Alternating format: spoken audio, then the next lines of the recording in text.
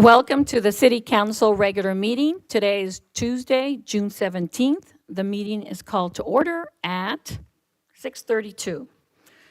Pledge of Allegiance will be led by Vice Mayor Chan. Please rise, face the flag, put your hand over your heart, and say the words of the pledge with me. I pledge allegiance to the flag of the United States of America and to the republic for which it stands, one nation, under God, indivisible, with liberty and justice for all.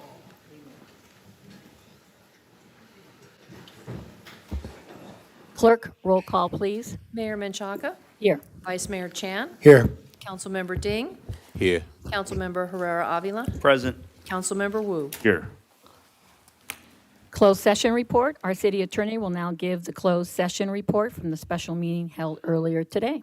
Thank you, Madam Mayor and council members. One item was taken up in closed session by the council, and that's conference with labor negotiator as depicted on the special meeting agenda. No reportable actions were taken by the council in closed session. Thank you. Thank you. We will now have some announcements from our chief city clerk.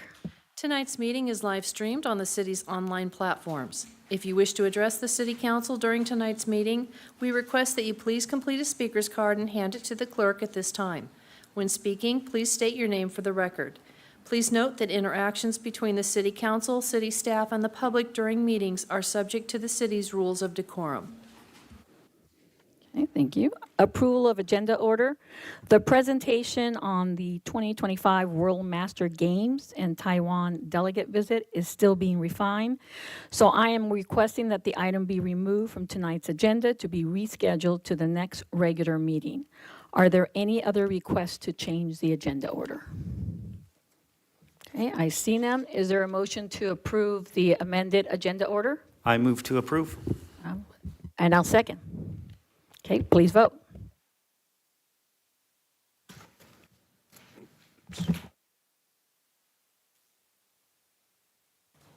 Motion passes by a vote of 5-0. Okay, next item. Presentations, Juneteenth Day. Mayor Menchaca will make the presentation. The full text of the proclamation is available on the city's website. Okay, whereas Juneteenth is the oldest known celebration commemorating the ending of slavery in the United States and has been celebrated by the Black community for over 160 years. And whereas Juneteenth symbolizes freedom, celebrates the abolishment of slavery, reminds all Americans of the significant contributions of African Americans to our society, and is a time for reflection and rejoicing, assessment, self-improvement, and planning for the future.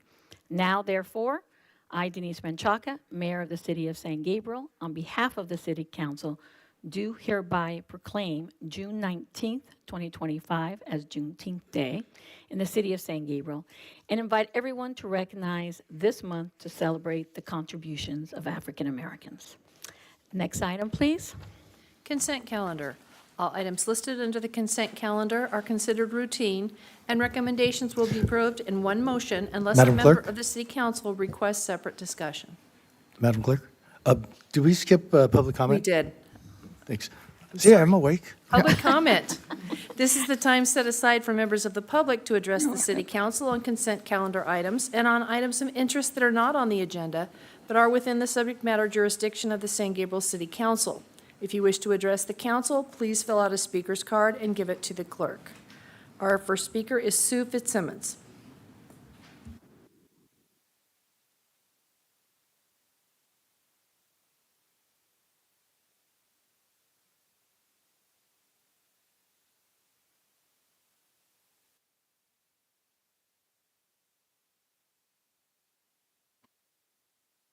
To discuss again about the signage for the overnight parking. As you know, I work at the police department, and I see a number of people that come in on a regular basis that get citations for overnight parking. The citations are now $85 for overnight parking.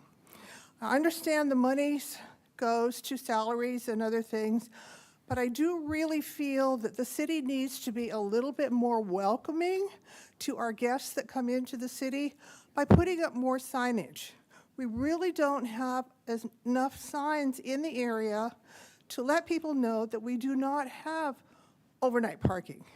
Certainly if you're handicapped, you can park overnight, but we have an awful lot of people that have come in from the Altadena fires.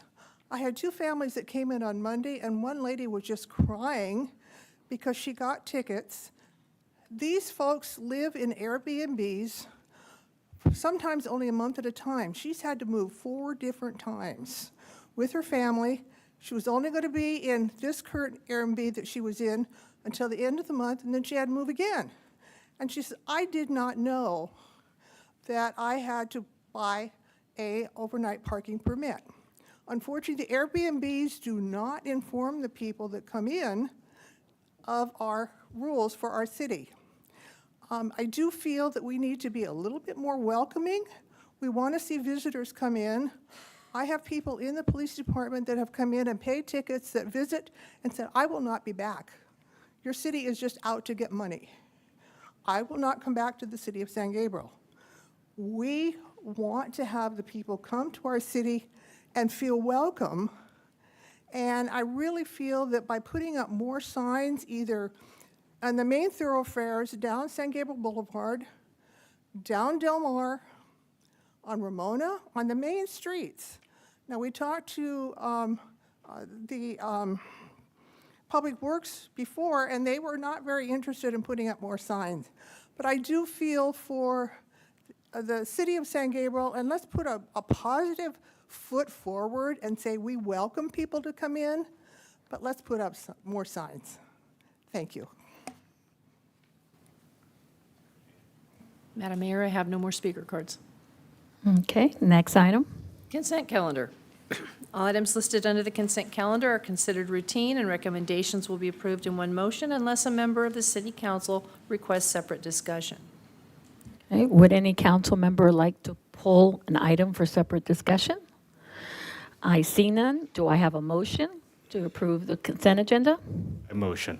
I second. Okay, first and second, let's vote.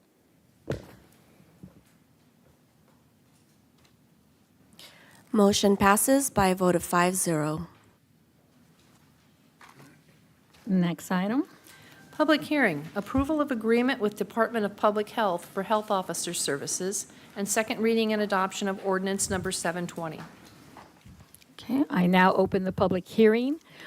Assistant to the city manager, Ileana Flores, will make the staff presentation.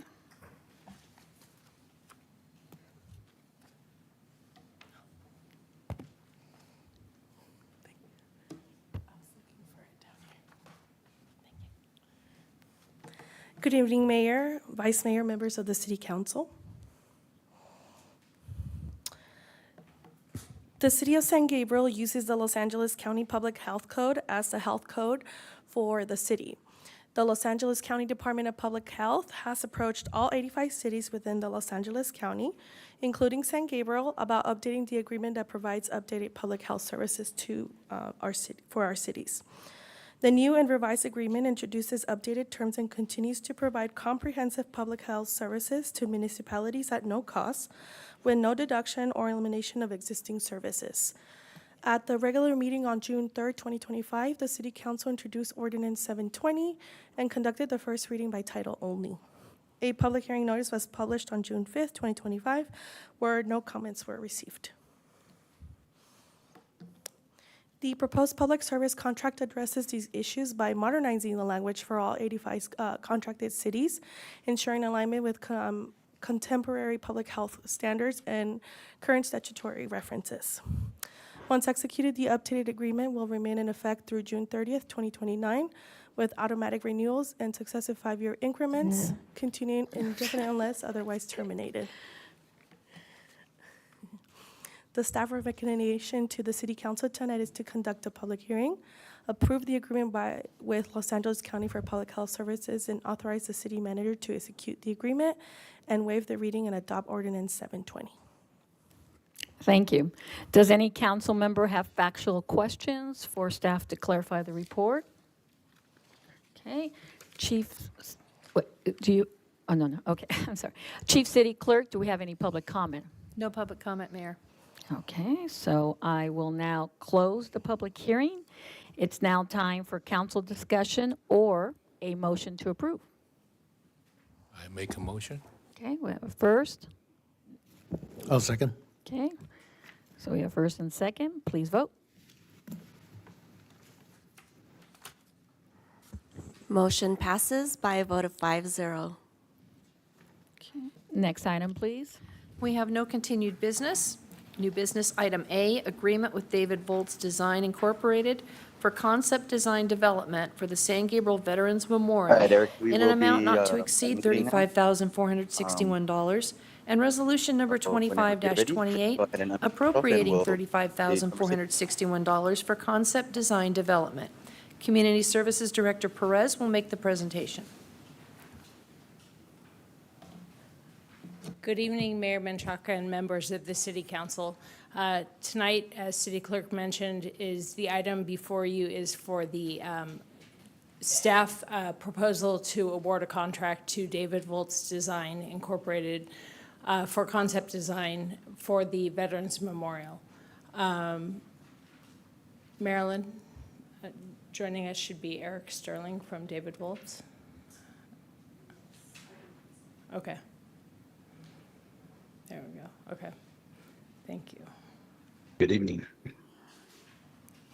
In July 2024, the City Council approved the location of the city's future Veterans Memorial in Plaza Park, and there's a Google map that Council had reviewed and approved showing the highlighted area which was selected.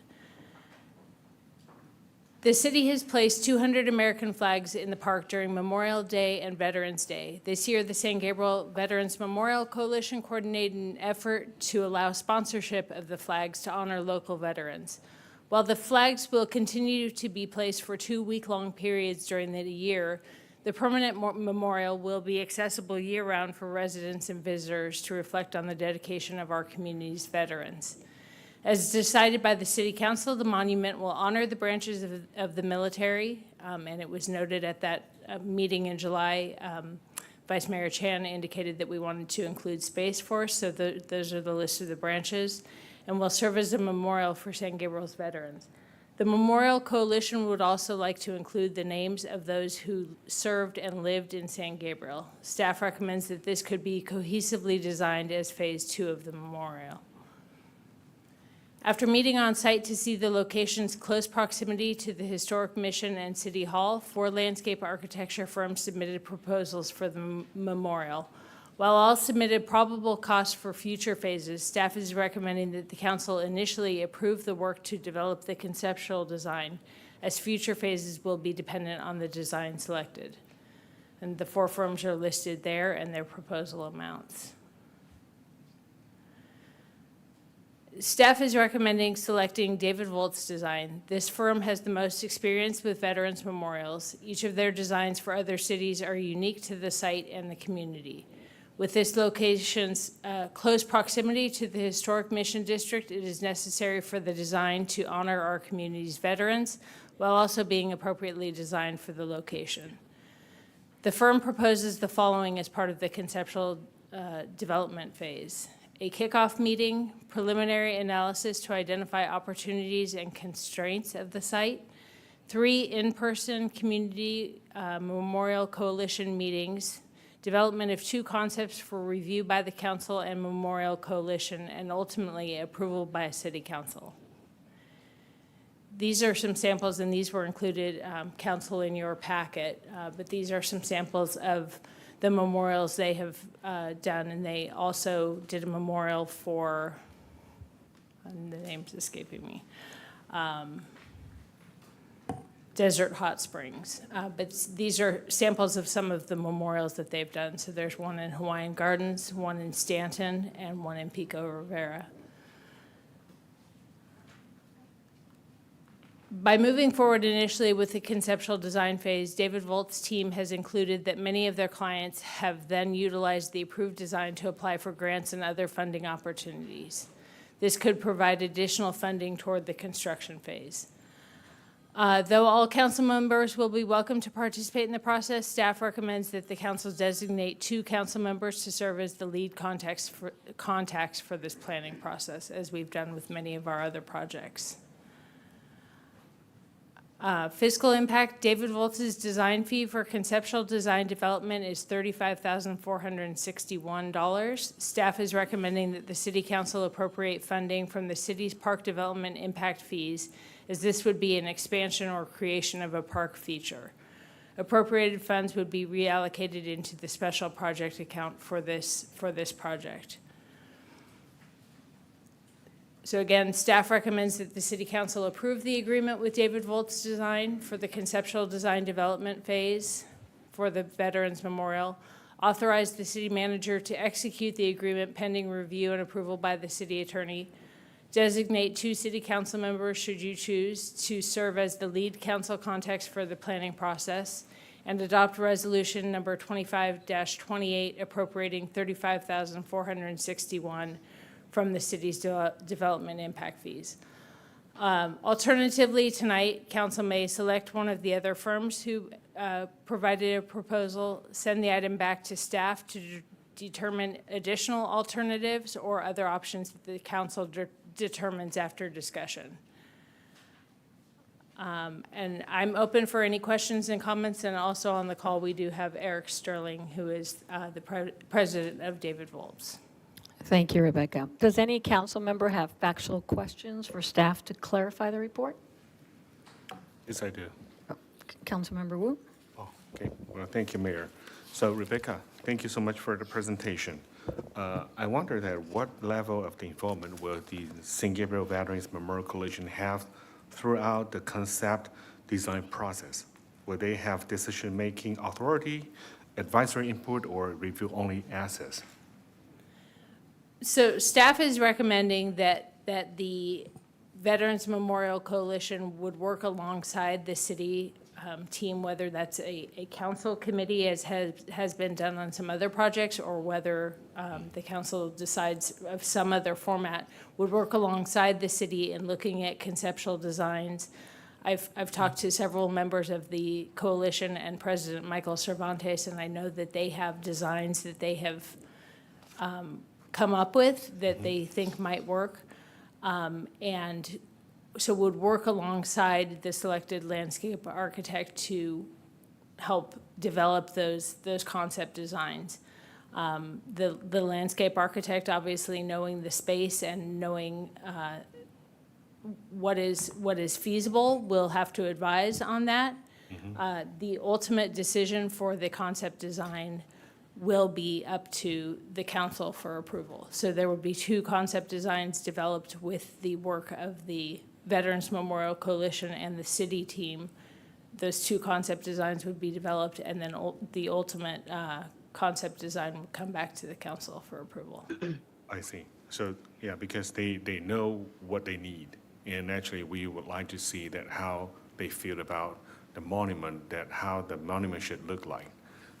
But also, once the design is finalized, so what is the next step in the estimated schedule for construction? Let's say, for example, today that we would like to move forward. So how long it takes to get the plan design finalized? I mean, what is the expected time? If it's okay, Councilmember Wu, I'd like to turn that over to Eric? And his team. Hi. Eric, did you hear that question?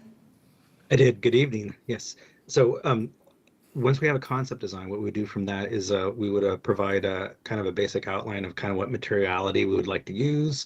So we would like to start to look at kind of color, material, textures, but we also need to provide an estimate so that we know what we're actually looking at. We're going to do 2 designs. So kind of I'm sorry to either A or interrupt B. you, Eric, but I don't think, can you hear? Could the audience hear? There's something wrong with the sound. Could someone raise the volume? Hold 1 second, Eric. Okay. He said no.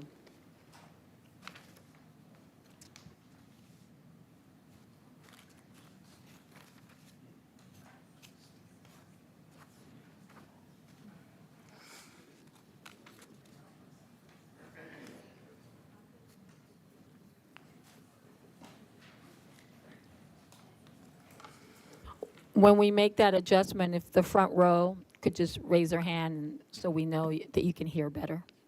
Thank you.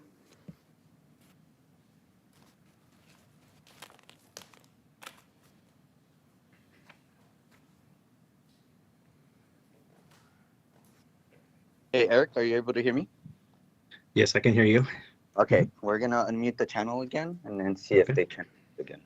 Sounds good.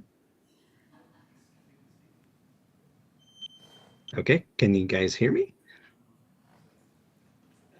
Hello? Front row, can you hear him? Okay, yes. So hi, yes, I'm Eric Sterling with David Volz Design.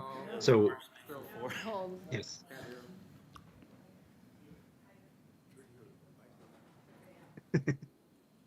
Can you hear me okay then, or no? That's better. Okay, so, okay, I'm Eric Sterling and David Volz Design. So the first phase is the conceptual design. So in this first phase, we will develop two plans. It'll be like concept A, concept B. We either kind of pick one or we do kind of amalgamation and kind of combine them together into like one idea. Once we have an idea, we need to do a final cost estimate. That's really like conceptual cost estimate before we move forward to assure that we're within our project budget. The next phase after that, so this is essentially where this task ends. The next following phase would then be to prepare construction documents. So, and then in that process, the construction documents, we're going to provide, civil grading plan, architectural plans, and then modification plans. It's not a large area, but we still need to put together construction documents, including structural calculations.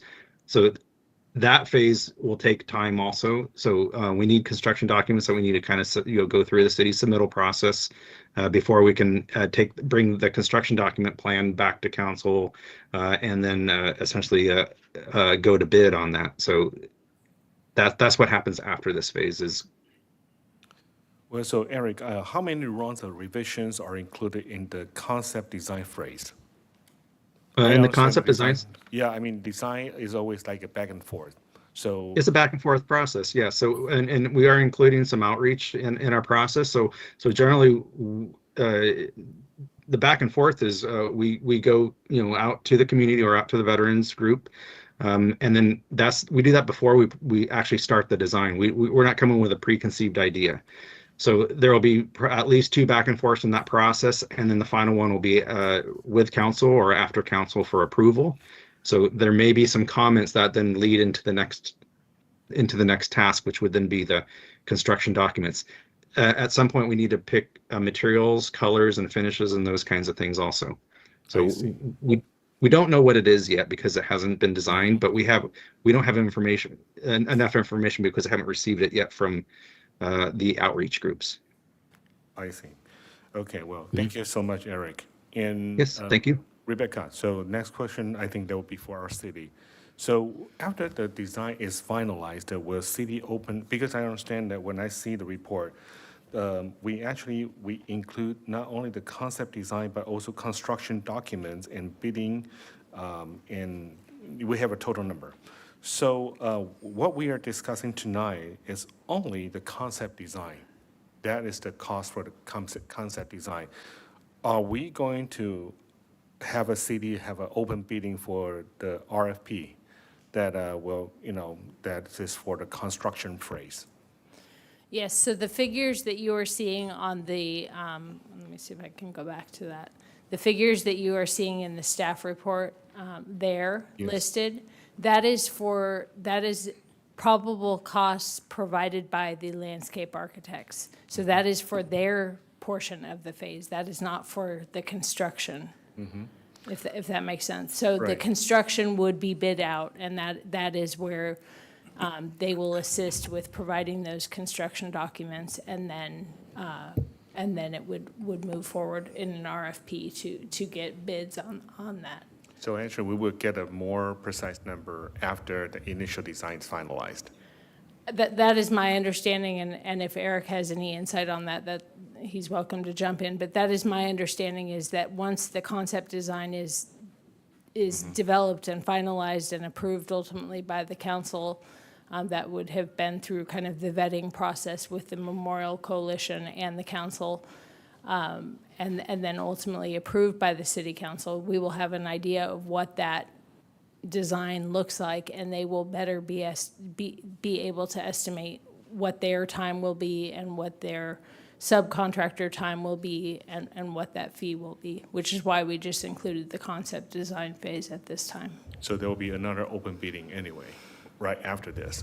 But I don't mean that we will not select the same company, but I just wonder that if we will be sending another request for proposal to all. But when we come up, and then we can decide, we can decide that which one that we want to choose for the construction part. We could, staff would recommend, Yes. unless something goes very wrong with the concept design phase, staff would recommend moving forward with the same landscape architect for the remainder of the project. It would be the construction, the actual construction, on-the-ground construction that would be bid out, if that makes sense. I see, I'm sorry to interrupt. The city manager is anxious to say something. please. Just want to make sure that we're not confusing the two concepts. The figures on the board show the concept design and then preparation of the construction documents. Once those are prepared, it becomes a public works project and goes out to bid, and the lowest responsive bidder would generally be awarded the contract. And trust me, city attorney, that I will be happy to hand it off at that point. That is beyond my scope, so I'll be happy to pass that along. Thank you, Martin, and thank you, Rebecca. So who will be responsible for managing the database for all veterans' names and personal information, such as branch of service, years of service, or notable achievements? Because we will be having those individual names on monument. I know this is like phase 2, but who will be managing that? So at this point, the Veterans Memorial Coalition, and I believe that they are planning to speak as part of public comment for this item, they can advise, but they are maintaining that information currently. The city information that we have is the honor wall information, which we will provide to them so that they have that as well, and or possible contacts that they can reach out to if that's not already part of their database, if you will. So what would be the process and criteria for approving the additional of new names on the memorial in the future? Just curious, yeah. What is the criteria? What is the process to select, to approve? Do we need to, you need to bring that to the council for approval, or actually there will be a committee that can approve that, oh, there's a new name? Because there must be some kind of procedure that will be approving this person, that every information is accurate. So who will be doing that? So the Veterans Memorial Coalition has taken on that portion of things, and staff's recommendation would be that we would work with the landscape architect in terms of these are the things that the city wants, which are the branches recognized, and then the Memorial Coalition wishes to have the names and branches served. And we will need to work with them in terms of how that best plays out. Staff's council's recommendation at the last meeting, the July 2024 meeting, was that the city's portion would be the branches recognized and kind of the benches and the seating area, and then depending on the cost of the walls that the Memorial Coalition wishes to have with the names on it, if they have funds adequate to cover that cost, then that would be included all in one fell swoop. If not, then that would be part of phase 2, and we would work with the landscape architect to design it as such, as a cohesive design to just be installed at a later point. Got it. Well, thank you very much. That's for now. Thank you. Thank you. Councilmember Herrera Avila? So I just want to make sure that we're clear here. If we do go with David Volz or Volz design, we're approving the total of 151,235, which is the whole project. as far as the different phases, concept design and construction documents, correct? No, what council is being asked to approve tonight is the concept design, and I have it up there. So it's the 35,461,000. So it's just for that initial concept design phase. Okay, Councilmember, it's on the screen. Yeah, I see it. I see it there because the way that it's laid out over here in red page 10, it shows the whole scope of the project, which includes project management, which is task 1, task 2, community outreach, which I'm very happy to see. It's very intensive when it comes to the community outreach. I like that. It looks like we're going to have an initial community review and workshop, and there's a lot of sub-items there. And then it looks like another community review workshop, and then a final community review, which I'm happy about that. But then we also have task 3, concept design, and then we have task 4, which is the construction documents. And I'm looking at the number, and it's a very steep number of 115,000. So you're saying basically that it's only up to task 3? It's only up to, so page 10 is actually their proposal. So it's actually up to, The final, the last task 3, concept design. Red page Yes. 11. exactly. And then that's the next The phase, next which they phase, already task outlined. 4 is construction documents. Okay. So even though they already outlined this, it does not include that part until that's a separate approval, right? Exactly. So Yeah, once the concept design is approved, then we would also come forward, likely at the same meeting, with the concept design approval and also that moving forward with the construction phase. So to understand this, so that I am privy of what's going on, so by the end of this project, the first phase, let's call it 2 different phases, right? By the end of phase 1, we should have a tangible item, which is a concept design. Yes. And then we'll move into phase 2. If we do decide as a council to go with them, they already laid out what's next. And you're talking the phase 1 on there, not task 1, correct? I'm referring to, I'm breaking it down as, right, correct. I'm breaking it down as 2 phases. Well, it's probably going to be 3 different phases, right? Because building is going to be the 3rd phase. Let me assist here a little bit. If you go to page 12, it shows, phase 1, or phase 1 scope of services, Right. and there you have the 35,000. Then you have phase 2 scope of services, and then you'll get to the 115, but we're just looking at phase 1 right Right. now. And then we'll finally have a phase 3, which is not, there's not a number there and it's not in here, but then we will have the last phase, which is the actual tangible item, the construction and the completion of the whole project.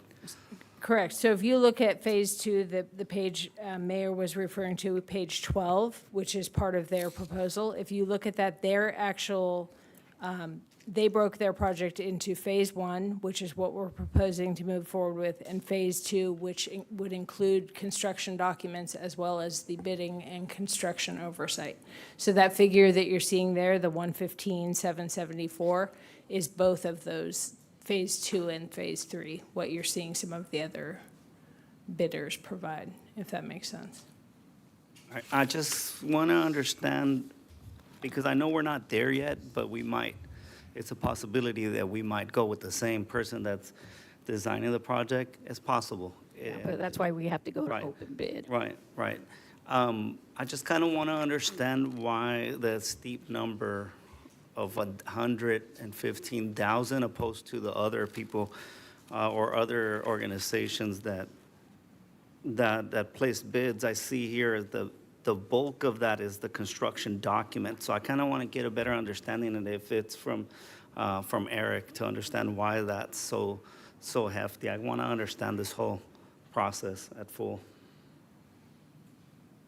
Eric, did you hear that question? I did. Yes. So our construction documents fee is actually including the civil engineer and the survey. So we also have this. We also have a number for our structural engineer. So it's not just landscape architecture. So it's a combination of the civil engineering, landscape architecture, structural engineering, and then there's also our electrical engineer because we're assuming that we're going to have lights on this. So it's not just one design professional. So our actual fee might be something like it might actually be in there, but our fee is only a portion of that. It just, So we are bringing a team of design professionals, though. Okay. So we do have to submit through the city. So we are going to need, structural drawings and engineered drawings. So, and permitting also. okay. And I'm going to go back to ask factual questions on the outreach because I'm very, very much interested in your outreach that you've done in the past. I see that you've conducted many amazing projects, especially when you're working with the veterans. And I want to know how your interactions were with different cities and how did you ensure that you got a good test subject to participate in the process? Yes, so we do quite a bit of outreach. So we try not to come with a preconceived idea. So our ideas are essentially the community's ideas. We do want a design that essentially reflects the city, the community, and even that adjacent area there.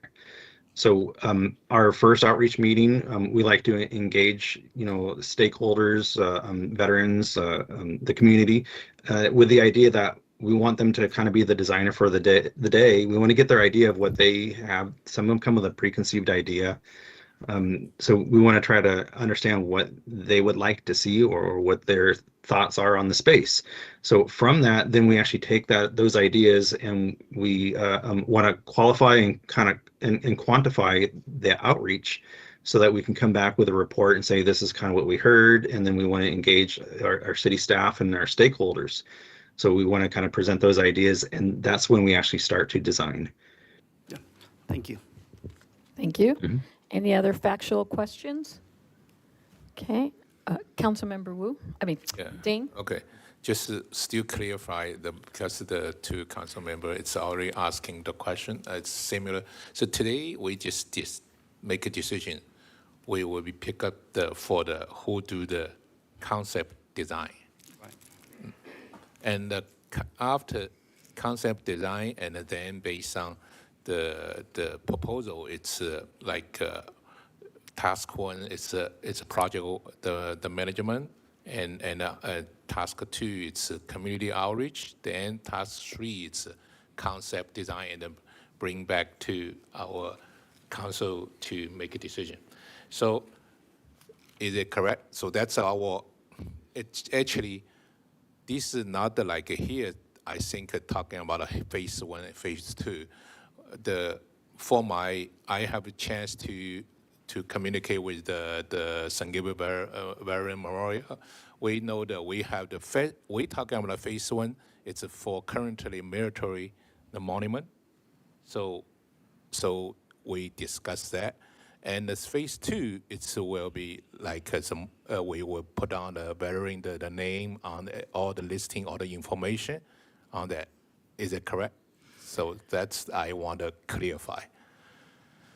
So there's a couple of, and I apologize that there's some confusion here. There's a couple of different phases. So phase one and phase two, as the landscape architect is proposing, we are only recommending that council approve the landscape architect to move forward with that concept design or that phase one. Okay. The second phase one and phase two that you're talking about are when the council approved the location of the memorial back in July 2024. At that time, we discussed that the city funds would cover the cost of phase one of the memorial, which would include the branches of the military, the flags, the sort of kind of the equipment, if you will, that's at the site. The Veterans Memorial Coalition has an interest in also having walls or some sort of feature with the names of specific veterans on those branches. The proposal and what council approved at that time was that could be part of phase two, all part of the concept design, all part of phase one of the concept design, but it's 2 phases of the concept design. I apologize if that's confusing. If anyone has a better way of So describing that, you're concept welcome. design should be considered like we're talking about the memorial monument and the veteran, the listing, the phase 1, phase 2 together. Yes, Right? I think that's important. Should be We would look to the landscape architects, the designers in this case, to be able to advise how best to make that be a cohesive look, so that even if by chance the walls with the names could not be installed at the same time as the rest of the the memorial because there wasn't adequate funding there, it would still be a cohesive design. So they will be designing the entire monument as it will be ultimately, if that makes sense. So still like on the procedure that like a council member were asking, so for the city still have opportunity if we accept, if we just approve the company called David Volz Design, okay? And for the construction document, we still go out for the open bid, right? It's not a stake with the same company. Okay. Yeah, may or may not, right? They have option, yeah. and after document, just like a more detailed, for my understanding, it's a more detailed design for the construction, right? So every detail, like then I think another step, it's who do the construction. It's another open bid too, right? Exactly. So let's just focus on the concept design tonight. So tonight, so I just want to clarify, okay, understand it. Okay, all right, so I really like okay, lay down, okay. Okay, thank you. Okay. Oh. Councilmember Herrera, last factual question. Yeah, I know I just want to give kudos to veterans, but I'm going to jump into this question because it relates. That's why I want to give you guys kudos. Because when originally you guys showed me a video of a concept, and it was like a full-blown video. It's almost like somebody walking through the whole process, or not the process, the finished product.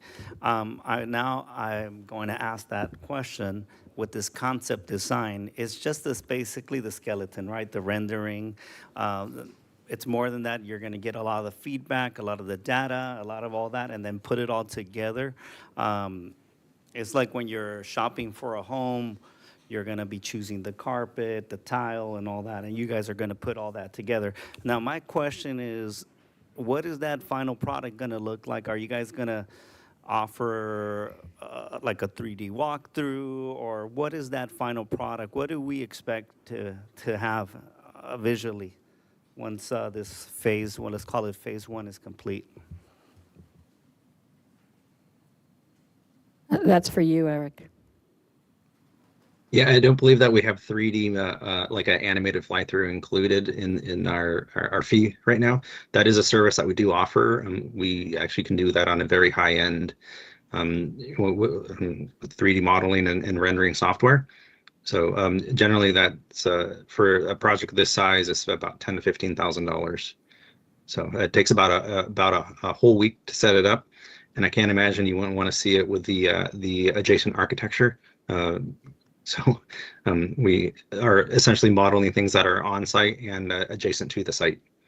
So yes, so that's a service we can offer. We don't have that included in our scope at this time.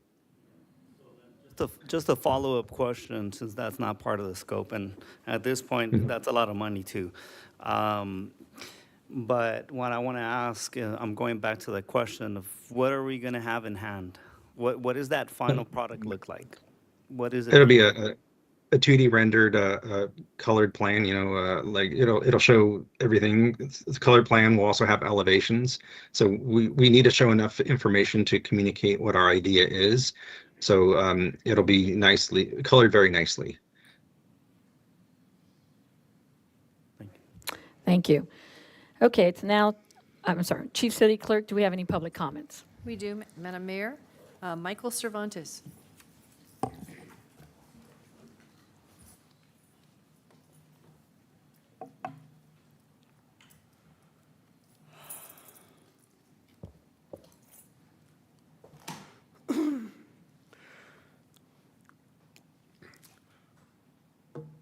I want to thank the City Council for the opportunity to speak today. My name is Michael Cervantes. I serve as the president of the San Gabriel Veterans Memorial Coalition.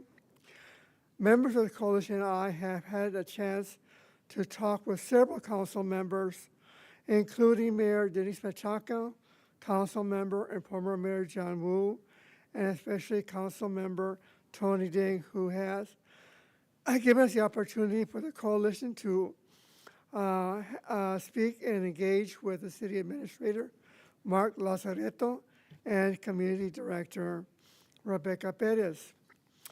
Both have been instrumental in our efforts to have an architect approved by the council and to find location for the future memorial at Plaza Park.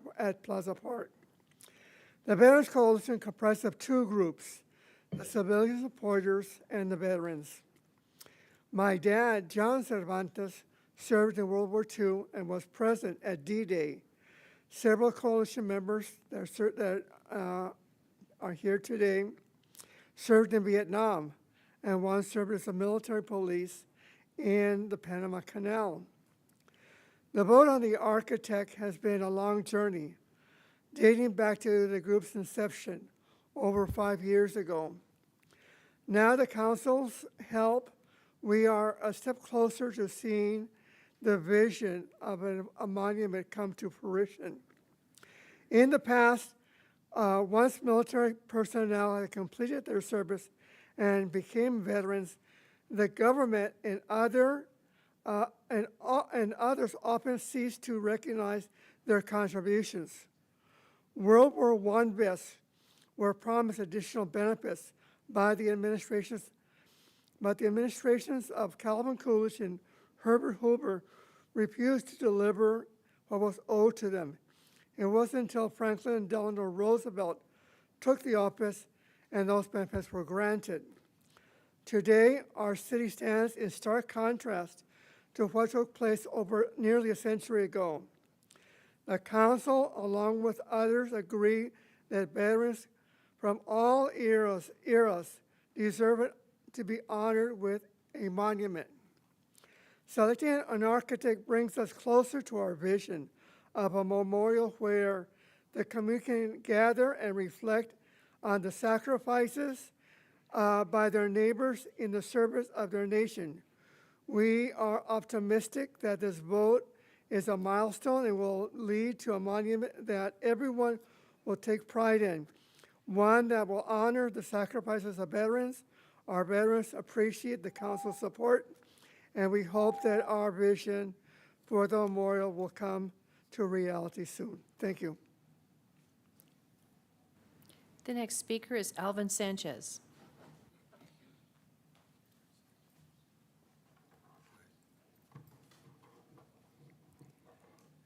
Good evening, Mayor Menchaca, City Council members, and City Administration. My name is Alvin Sanchez. I am a U.S. Army military police veteran who served in the Panama Canal Zone. At this time, I want to express my appreciation to the Council, the Administration, and my fellow coalition members for achieving this significant milestone of securing a vote to select the architect for a monument honoring veterans who lived or currently reside in San Gabriel. Alongside others in the coalition, I have devoted considerable effort to raising funds, generating ideas for a memorial, and identifying former military personnel to ensure that their names are honored on this monument. Well, besides the military personnel, we have discovered that there was a ship that was commissioned during World War II, and it bore the name the USNS Mission San Gabriel. A replica of this ship alongside our monument would add more prestige. The vote for an architect brings us closer to establishing a memorial at Plaza Park. Thanks to the support of our city leadership, and for my colleagues and myself, establishing a Veterans Monument is more than just a dream. It is a vision that we wish to share with our community. We envision a future where the city acknowledges and appreciates those who have served their country, whether in peacetime or during times of conflict. Service members were there to fulfill their duty to our people. Your vote is a crucial step to honor those who served and sacrificed for our country. In the future, people passing by this monument will see their veterans' names and take pride in them. The San Gabriel Veterans Memorial Coalition is looking forward to working alongside the City of San Gabriel as well as the architect firm in order to bring about the Veterans Monument we can all be proud of.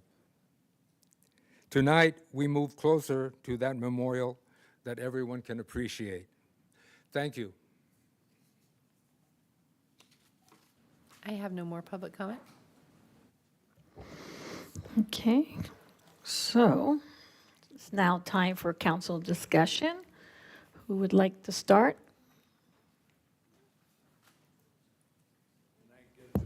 Oh, is that okay? Okay.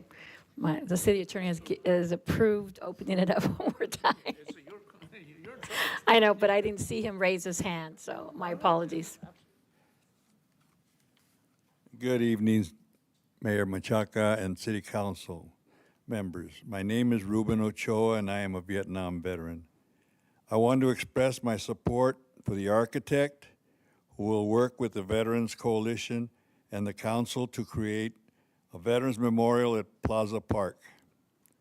We have patiently awaited the selection of an architect, which brings us one step closer to our vision of having veterans recognized by our community. As a coalition member, I am pleased that both the City Council and the Veterans Coalition have found common ground in selecting a site for this important monument. Together with my friends, we have developed ideas and secured some funding for the memorial that our community will take pride in.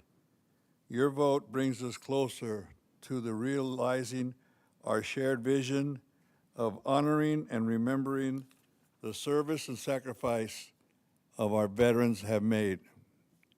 We appreciate the conversations we have had with various council members, and believe that together we will establish a monument that our community will cherish. Thank you for your time and considerations. I'll just ask, is there anyone else who would like to speak? Okay, so council discussion, Councilmember Herrera Avila. Well, first of all, I just want to say so much hard work has gone into this. I know I've seen you guys working hard. Like last three years ago, I think I went into one of the meetings and it was a slight different leadership. I know that the leadership has changed, but it's because of you guys that we're in this phase right now. And this is a tremendous milestone to be here. And just, it warms my heart to see the community united for a cause. I was surprised to know that there's not really much in the city of San Gabriel honoring, besides I believe a rock. And then I was surprised to see how we have so much deep history. I mean, we go with the truck, we hit every single flag. I mean, we have the natives, we have, the mission, we have the veterans, we have General Patton, right? And yet we didn't have anything big and significant to celebrate our veterans, which are the key pillars of why we are in this nation in a free country, right? A free for all. It's not free. It costs, and I'm sure many of you have lost somebody near and dear. And the Veterans Memorial would be the least we can do. So I will say that I am in full support, and thank you guys for all your hard work and dedication to this community. Okay. Anyone else? Councilmember Ding? Okay. Yeah, it's that I support this. It's a long time. Even I'm back to the 2018 the commission. I have a chance to the community service. We discussed that too. So I have joined the like Memorial Day or Veteran 4th of July, when I see that our veteran just temporary one. So it's I feel I want to feel we need to permanently place let this veteran name on our some area. But finally today we can discuss that.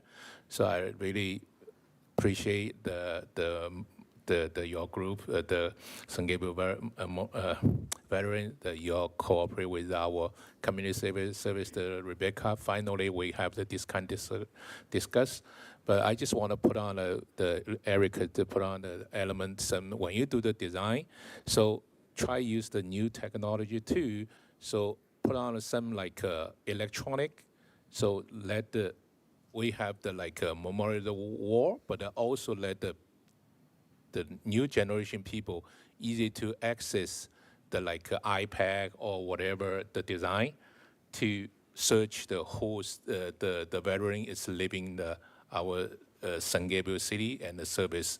So it's probably you can have the more detail the each veteran what regarding their story, their history, because sometimes when you do the name on the monument, so probably just space is the limit. So if you can put on the like a new technology, I think is really helpful. So that's I want to hopefully your design it should be include that, and it's also want to listen the group the veteran group to coalition. If they have I think they really have a lot of good idea. So should be I think respect to them, the group, listen to what they want. So try provide this kind of concept design to help our community. Yeah, thank you, Mayor. Thank you. Councilmember Wu? Well, thank you very much. I just want to make it short. I just want to express my willingness and interest to be one of the contact there for this planning process for the city of St. Gabriel. So this is, thank you. Vice Mayor? Thank you. Eric, thank you and your firm for being here to answer questions. And also a big thank you to the Veterans Coalition. And thanks for being out here and all the years of hard work, and this is a milestone, getting this portion done, and so we can see it start moving and hopefully that much closer to completed. This is a big deal, and I'm happy to support it. And I would also like to be one of the council liaisons, if that's possible. And so I conclude and I yield. Thank you. I also want to thank, both Rebecca and her team, because it's been 5 years, and it's the same person. You haven't left, Rebecca. So you've been here the whole time. And to Eric for coming on board, hopefully coming on board after we vote. I had a couple questions first. Regarding the timeline, I didn't really hear a number of years. Are you looking at 6 months, 1 year?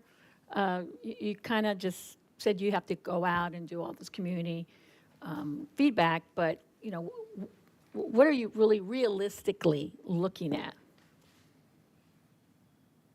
Well, so we need to do the community outreach, but we also actually need to do our civil engineer will actually go out and do a survey of the site. So that actually has some time to do that.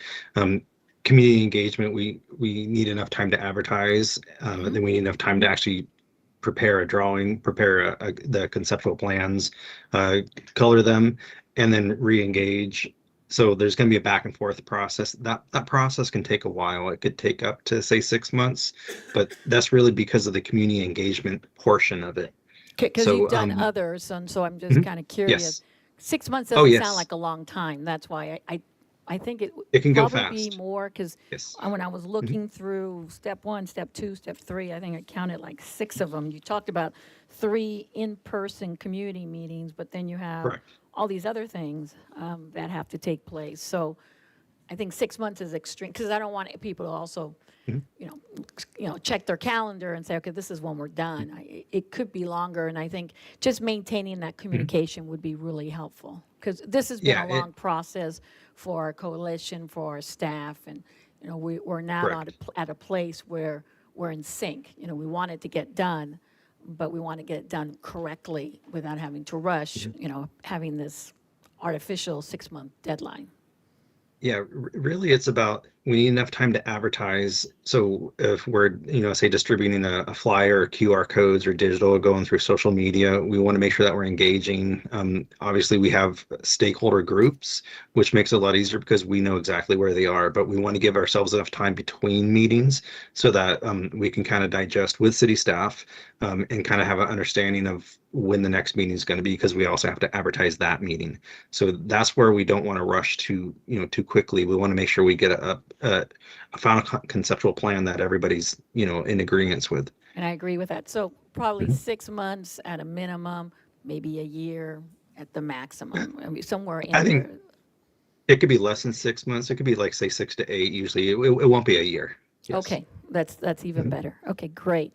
And then this evening, I mean, I thought that was great what, let's see, I believe it was Alvin that mentioned the USS San Gabriel. I had never even heard of that. So that is something wonderful that I think we should be including in this concept design, and I know that would be fleshed out, but I'm real excited about that. So thank you for bringing that up. My son-in-law is on the USS Mustin right now, so it's interesting to see. I know Mustin was a very prominent, famous general, so I'm interested to see how we got the name San Gabriel. I can't imagine that was a general too, but maybe.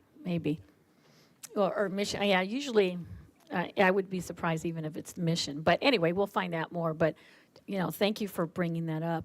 And then regarding the council members, I too am interested. So how about if my colleagues could consider this, that I had asked staff before, and I'm going to ask Eric, what if all the council members are involved? Because I know, there's a lot of detail that you can actually work through with the staff and our coalition, but this is just such an important, not only milestone, but it's going to be next to our mission church, 1771, and then everything else that's historical, that I just feel like all of us should really be part of it. And is that possible, maybe condensing it to, 2 meetings or 3 council meetings? But I just think we all have something valuable to bring to the table, and I would like that, but if it's not going to be realistic, then I guess I'll yield and have my colleagues go ahead, and because there's only been 2, but I want to just find out from you what your thoughts are on that. I would like to refer back to the city, but in our experience, design can be a very circular process. So we want to make sure that we're pushing the design forward. So in that, essentially, like if we can walk away with a consensus or a direction from each meeting, it makes it a much easier, as opposed to going off this direction, going off that direction, and then somehow in the end bringing everything back together. Because then if we can get to a consensus sooner, it just, it's going to give us a better product. Okay, So we'll go with the in our city. Perspective, we want to do an awesome job. So No, I know, and that's why I'm asking. I don't want to be an impediment, but I'm going to have our city manager respond. Thank you, Madam Mayor, members of the council. If more than 2 of you would like to be involved, then I'd suggest we just make them special council meetings. They don't have to be at 6:30 on a Tuesday night as the other meetings are. We can do more of a working session where we can meet everybody's schedule. Since it's stretched out over a period of time, we're not talking about, trying to cram 3 meetings in, 2 weeks or something like that. So short answer is we could include a meeting with the coalition, with the city council. Obviously, it would be a public meeting, so the public would be able to attend as well. And then I think what Eric is alluding to is if we have a committee and it's not fully representative of the council, and the committee comes up with an idea and then takes it to the full council, and then the council starts to change that design, that's going to make it take longer. So even though it might be less convenient to have the full council there, it might actually move the project more quickly. So I might suggest that. Make it more quickly if it's the full council. If it's the full council. Okay, so let me look at, I'm going to ask Councilmember Ding and Councilmember Herrera Avila what your thoughts are, because you're kind of, you didn't volunteer, but would you entertain having the full council special meetings? Well, I think you bring up a good point. I wanted to be part of it too, but then I wanted to see who was going to volunteer, to be honest, because it's a very significant milestone, and I agree. I'm all for it. If we are all on board, then we can show the community that we're all on board, and we can have something similar to what we had with the Playhouse. Remember that first initial meeting that we had? Yeah, the strategic plan. Right. So I mean, I'm on board. I'm on board either way. I'm open to that. Councilmember Ding? Yeah, I echo the mayor. So should be, I hope council is more better the input. Also included the San Gabriel the veteran. I like the market suggestion have a special public meeting, so every council member, even the community, can bring the whole idea. So if Eric, you have you maybe work with the city or Rebecca, have some idea, and at least give to some very basic view, then we have this kind of special meeting to discuss. Everybody can input, then do the more detailed the design with the staff. Maybe finally then bring back to the council member. Yeah. Yeah, I think it's very doable.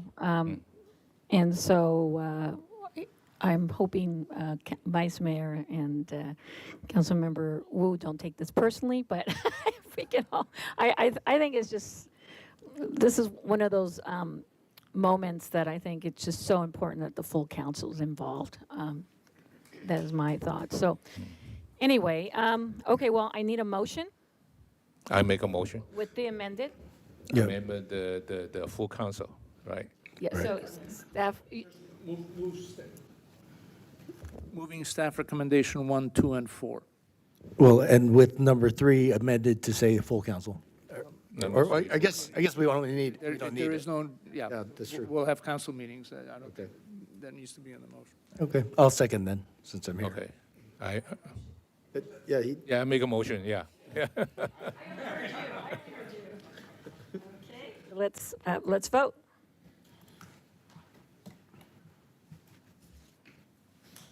Motion passes by a vote of 5-0. Okay, thank you so much to all of you. Thank you, Oh, Art, you too, for Art. being it. Thank you. Appreciate it. Thank you. Thank you. Good evening. Okay, so next item. Update on the RideSG service and award of agreement with Laz Parking California LLC for contract operations for Microtransit transportation services in the amount of $817,258 for the first year. Assistant Community Services Director Matthew Morales-Stevens will make the presentation.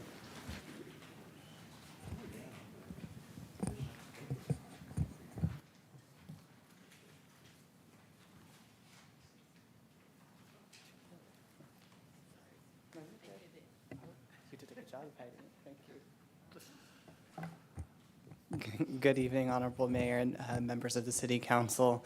So before you tonight is item 7B on the agenda, update on RideSG service and award of agreement for Laz Parking LLC for contract operations of the Microtransit Transportation Service, RideSG, in the amount of $817,258. That's a big difference for the first year.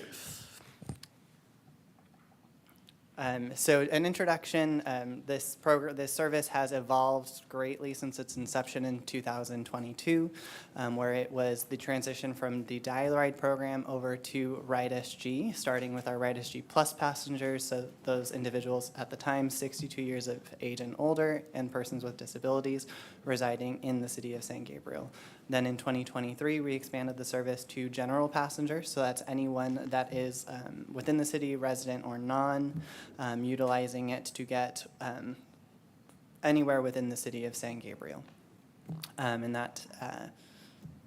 So beyond that, the city has contracted with TransDev since 2022 to offer the service. They offered the drivers, logistics, maintenance, and then most importantly, the partnership with RideCo, so the mobile application, which is the interface that the public uses, and the drivers, as well as what we use for data.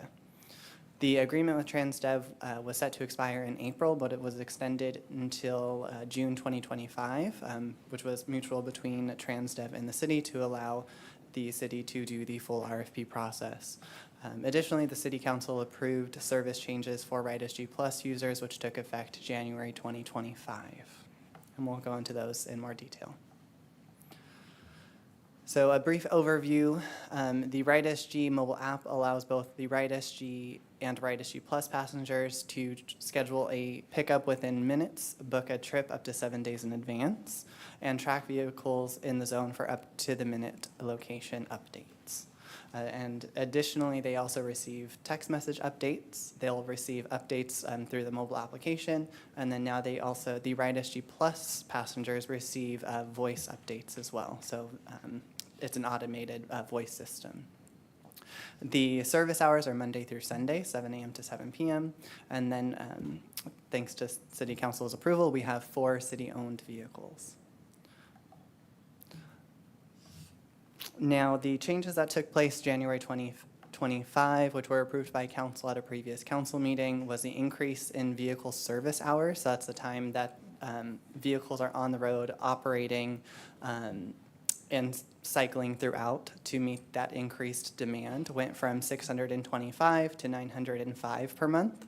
So, for instance, previously there could have been 2 vehicles on the road. Now there's 3 vehicles on the road to meet the demand in certain instances. So that will vary from time to time, and that is a continuous evolution as the demand increases. For example, if the demand is higher at 8 a.m. Compared to 5 p.m., then the contractor may shift the vehicle hours to meet the demand. Additionally, the reduction of age requirements for RideSG Plus customers, reduction from 62 to 60, and the reduced service area for RideSG Plus customers, which is moving from the 5-mile boundary to the 3-mile boundary. In addition to the reduction of the 3-mile boundary, it's instead of being able to go anywhere within that radius, from the city boundary up to the 3-mile radius, it is for medical purposes and for 5 select locations. And I do apologize, I'll call it in the staff report, it mentioned 6 locations. It is 5 predetermined locations, which we'll go through in just a moment. So these are the 5 select shopping locations. I realize that it is a very long, lengthy list, but we provided it tonight just so you can see that we tried to outline as many key items that people might use, including grocery stores, nail salons, phones, mobile phone operators, trying to hit all of those key points. Continue to compare the difference between the general passengers and the RideSG Plus passengers. So our RideSG Plus passengers may only book through the mobile app, whereas the RideSG Plus passengers can book through the mobile app or utilizing the call center. Currently, the call center is through TransDev, and that is operated Monday through Sunday, 7 to 7, so they can call at any time during those service hours and have a live person pick up the phone, cancel, or book the ride for them. For the general passengers, there are no residency requirements. So if someone is staying at one of the local hotels and wants to visit the Mission, they could do so utilizing the RideSG service as long as they create an account through the mobile application. They can do the rest on their own. Whereas the RideSG Plus members do need to fill out an application that gets input by our office, and then they must be 60 years of age or older and/or a person with a disability. They also receive curb-to-curb service, whereas the RideSG general passengers receive service by walking no more than a 5-minute walk to the nearest virtual stop or bus stop. And when they book the ride, for example, if they wanted to go to one of the markets here in San Gabriel, they would type in the market that they want to go to, and then it would push them to the nearest location, and it would tell the cross streets where they would be able to be picked up from. The cost difference between the two is that the general passengers would be paying $1 per ride, whereas our RideSG Plus passengers pay 50 cents per ride.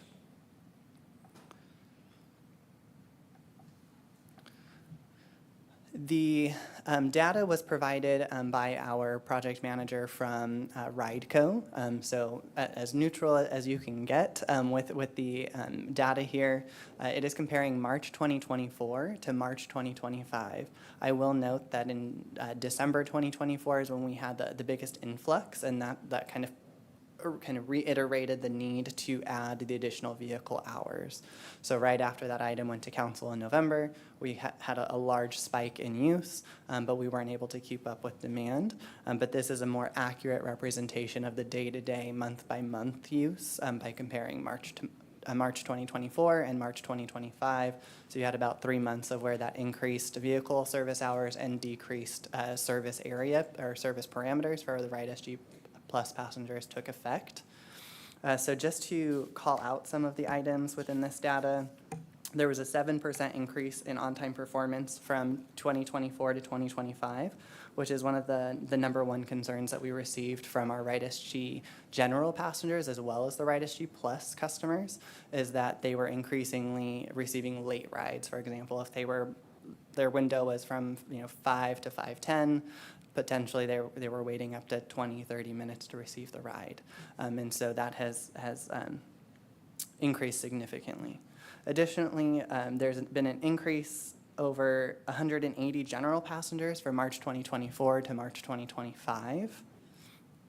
And this is likely due to the number of vehicle hours.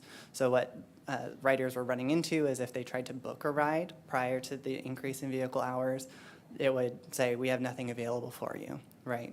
So you can't increase vehicle or ridership if the times that they're looking for aren't available. Finally, the RideSG Plus ridership, you will notice, has decreased. That is likely due to the change in service parameters. We have noticed that we are able to accommodate the majority of medical locations. There's been a few instances where we've had to make accommodations for individuals with extreme circumstances just outside of the 3-mile boundary so they could retain an essential medical provider that they wouldn't be able to get elsewhere, or somewhere that it would be too much of a burden to relocate their doctor's office. The majority of people where we've seen having difficulties trying to find alternatives are for the shopping locations. For example, they may love Trader Joe's, but Trader Joe's is not on one of the 5 selected locations. We do our best in the office to try to find an alternative. For example, Sprouts might be the closest alternative in terms of the produce that they carry, but we can't always find an apples-to-apples comparison, but the staff do their best to try to find an appropriate alternative for the customer. So moving on to the award of agreement for contract operations for microtransit services. Walking through the timeline, staff did release the request for proposal back in March 2025, and we received a total of 3 proposals by the submission deadline of April 30th, 2025. The chart below shows the cost proposed by each respondent, and I will note that this is the final cost. So these are the items after we went back in with discussion and all of the respondents had a better idea of what we were looking for. These were the final costs that were provided. Now, if City Council decides to move forward with staff recommendation of Laz Parking California LLC to serve as the contractor for the RideSG service, the first year amount would be $817,258. You will notice it is the lowest first year cost that was provided. A little background on Laz Parking. They provided a competitive cost structure, as we just indicated. The first year is approximately $99,000 less than what we're paying our current contractor. Excuse me. They also have a robust and holistic employee training system. That is one of their cornerstones of retention for employees, and making sure that they are providing the best service to the riders is making sure that they are well trained before they actually get behind the wheel and offer the service. Additionally, the experience offering related services, and we'll get into that in a second.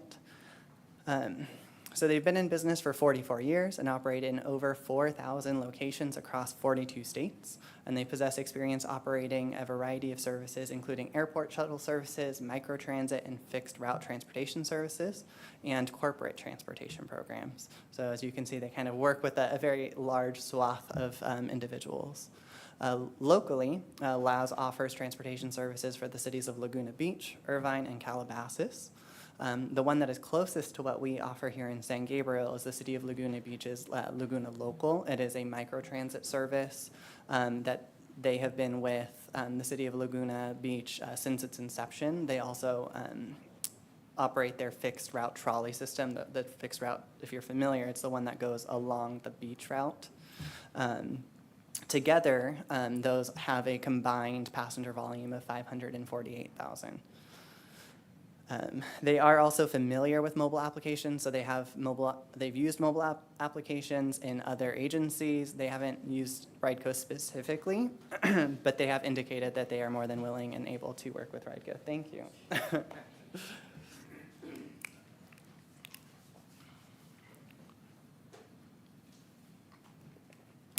Okay, apologies. Now, should City Council select Laz to operate the RideSG service, the impacts would be as follows. Riders would interact with new drivers, so that likely will matter most to our RideSG Plus passengers, but we will work with Laz to be sure that that is as seamless as possible and communicate that clearly to the RideSG Plus passengers. Our RideSG Plus riders will interact with the new call center operator. So if they have their favorite call center operator, that may be a slight shift for them, but I'm sure we will navigate that successfully.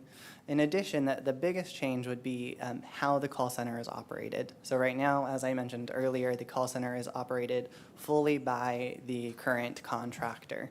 So if a ride needs to be canceled, booked, or they have a follow-up question, then they would call the call center and someone would be able to take care of all of that for them, and this would be the third party. The proposal is that the city would act as the call center, so the Community Services Office would act as the call center Monday through Friday, 8 to 5, and then after hours from 7 to 8 a.m. Monday through Friday, and then 5 to 7 p.m. Monday through Friday, and weekends, the Laz Parking would contract out with a call center to handle the remainder, and that would be at the rate of $5.96 a call. We're not anticipating that that would be a large cost to the city because it is just the RideSG Plus passengers that are able to utilize the call center. And in addition, that's during the times when likely there is a reduced number of people trying to call in to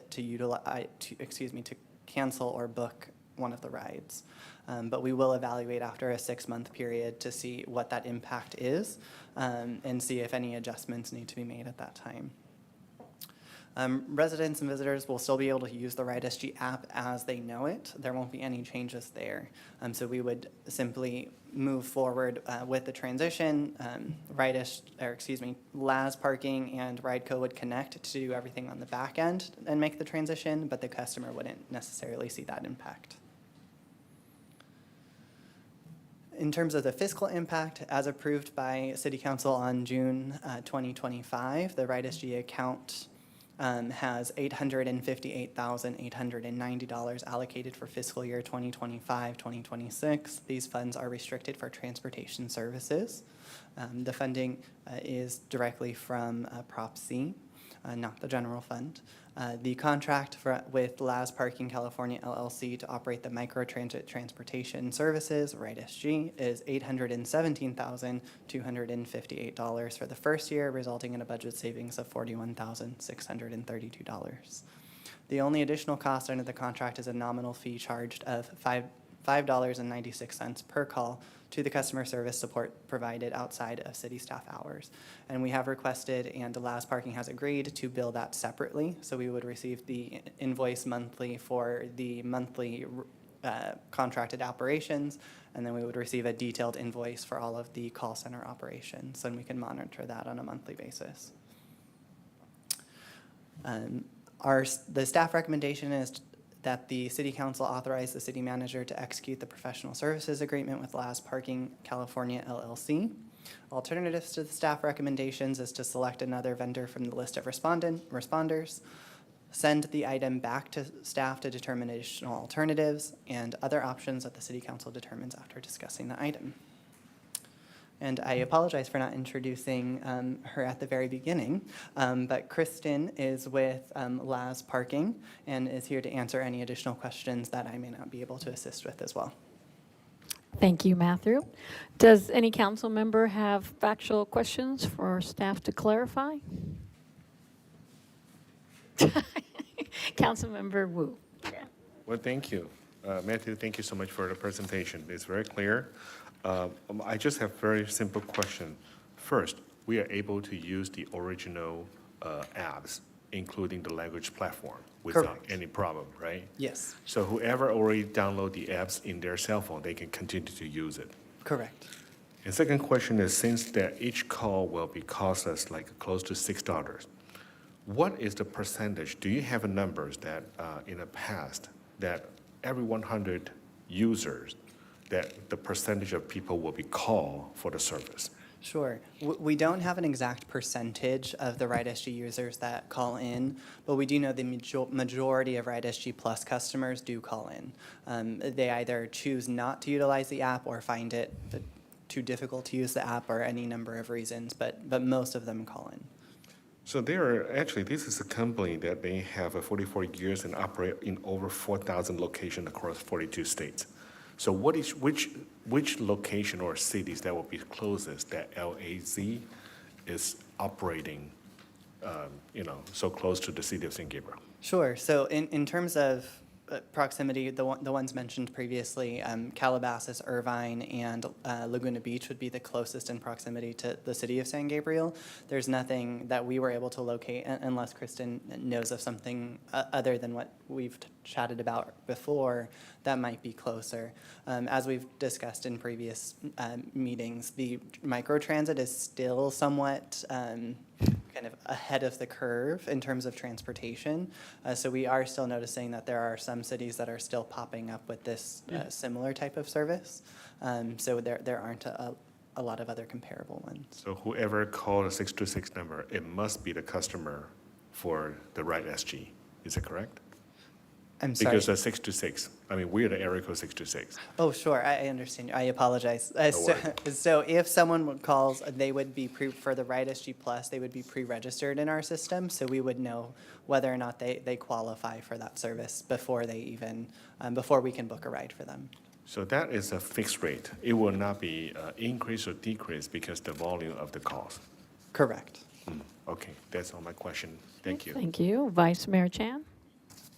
Not quite a question, but just thank you, Matthew. Appreciate you because, for the presentation, and also that I know that you're the one who is the liaison between the customers and the provider, and you field all the calls, the complaints, this, that, and the other, and you do a great job. Appreciate that. Thank you. All right, that's all I have for now. Thanks. Okay. Anyone else? Councilmember Herrera Avila. Thank you, Mayor. So I'm trying to understand the previous company that we had. Yes. They had call center service? Correct. So they have an in-house call center service out of, I believe, their Almani office, which is also where their drivers are located, which is also where they do most of their maintenance. Got it, got it. So is there an estimate of how much that's going to cost us, roughly? For the call center service with LAS parking? With last, because we're going to do some of it in-house, so that's probably, we're going to have, I'm assuming we're going to have some dedicated people doing that too, but multitasking possibly, I'm not sure how that's going to play out. Yeah, so we currently operate, we have an administrative team of a full-time management assistant, a full-time administrative assistant, and then we have a part-time administrative assistant that services both the community services and Mission Playhouse divisions. So they would be the primary contacts for RideSG and be the primary persons that would assist our RideSG customers in that call center capacity. But the entire community services team would be expected to help them and be prepared to answer any questions should the administrative team not be available to assist. Got it. And so that would be absorbed into the existing costs that we're already paying for staffing. And when we're not conducting that work, and they're going to have another vendor do it, do we have a number that we're anticipating? Sure. Because they're going to bill us separately, right? Correct. Correct. So it would run that $5.96 per call. Unfortunately, at this time, we don't know what the total would be. We don't anticipate it being a very large sum. Unfortunately, we won't know until that first month what that volume looks like. And that money is some money that's going to be covered through those funds that we have right now allocated to the city, right? Or no? On the question to Mark. Thank you, Councilman Herrera Avila. Yes, most likely it could. We're having it billed separately, so in case it turns out that it's not eligible for Prop A or Prop C, we would have a separate accounting of it, but I don't know why, unless Matthew, if you've heard differently, I don't know why it would not be eligible, because it is for our transit service. Correct. So at some point, or let me go back. So that proposition money, is it a fixed amount or is it increasing as the years go by? Sure. So I will say that from my limited knowledge, and I think finance would be probably more attuned to this, that they will issue small increases, but it's not typically where we get a large increase year over year. Right. Because at some point, I think we might, I don't know how that's going to work out, but we might have to pay out of pocket at some point, maybe, possibly. But just wanted to point that out. The last question is more of a fun question. I heard trolley, and Yes. my ears went up. Kind of want to understand how that, I know that's not part of this process or part of this package, but I like the idea of having a trolley. It's just the city, it plays out. You know, we can have a trolley, fixed stops. That would be awesome. Just kind of want to understand from, is it Kristen, how that's working for, is it Laguna? Correct. So Laguna Beach runs trolleys on a fixed route plus the on-demand service that Matthew mentioned. And then in the summer months, all of the beach cities run a version of a trolley for their beach service. So it really is just a choice of a vehicle, right? It's what vehicle do you want to put on your service? But it's very popular in Southern California. We've had some inquiries from Malibu about wanting to put a trolley service together. We've had some inquiries from the Long Beach area. So it's something that we could certainly take a look at. Getting trolleys in this market now are going to take you 18 to 24 months. So that would be the biggest challenge that you'd come up against. The other challenge you may experience, and I don't think it's impacting you right now because you're not looking at having to have CDL or commercial licensed drivers. You would with the trolleys. So it's a different service, but it can be implemented anywhere that the weather permits. Right. And there's different kind of trolleys too, right? Some open air trolleys and some with windows and all that. 18 months is a long time. I'm just thinking the Olympics, right? Sure. If we're going to do something, we probably might be too late pretty soon. But, okay, well, thank you. Well, it looks like you want to say something else. Go ahead. Well, I was just going to say, too, the other thing we do in the Laguna, well, it's kind of in the Beach City program. We have actually just regular kind of cutaway shuttles that we we wrap to look like trolleys. So they're not exactly a trolley, but they give you kind of that appearance of being on a trolley service. So there's all different things that you can do to try to create that environment. Yeah, I think for San Gabriel, I will lean more towards a real trolley than Trolley. something with a sticker. But Sure, thank you. sure. I appreciate it. I Mhm. thought that was just a fun little question there. Thank you so much. You're welcome. I yield back. I was just going to follow up on that because I've commented in former or prior council meetings that when I was on the school board back in 2010, Jesus, sounds like a long time, we talked about having a trolley, but working together with the city and the school district. And so together we could have those fixed routes. We could, and also with the hotels, so their guests would also be participants. And if we can get those three together, we can get the passengers that that we really would have to make this trolley work. And if we're going to save $99,000, although I saw a lower number there, but if we do have a savings, that's something for us to think about, a trolley or buying another vehicle, because I'm predicting, just like we did the very first time, we've already added a vehicle to add another one, because those numbers keep increasing, which is wonderful, because we want to keep the cars off the road, and so, and also provide the service for our older people, the Ride Plus, SG Plus. But anyway, I would love to have that trolley idea considered, even if it's 18 months.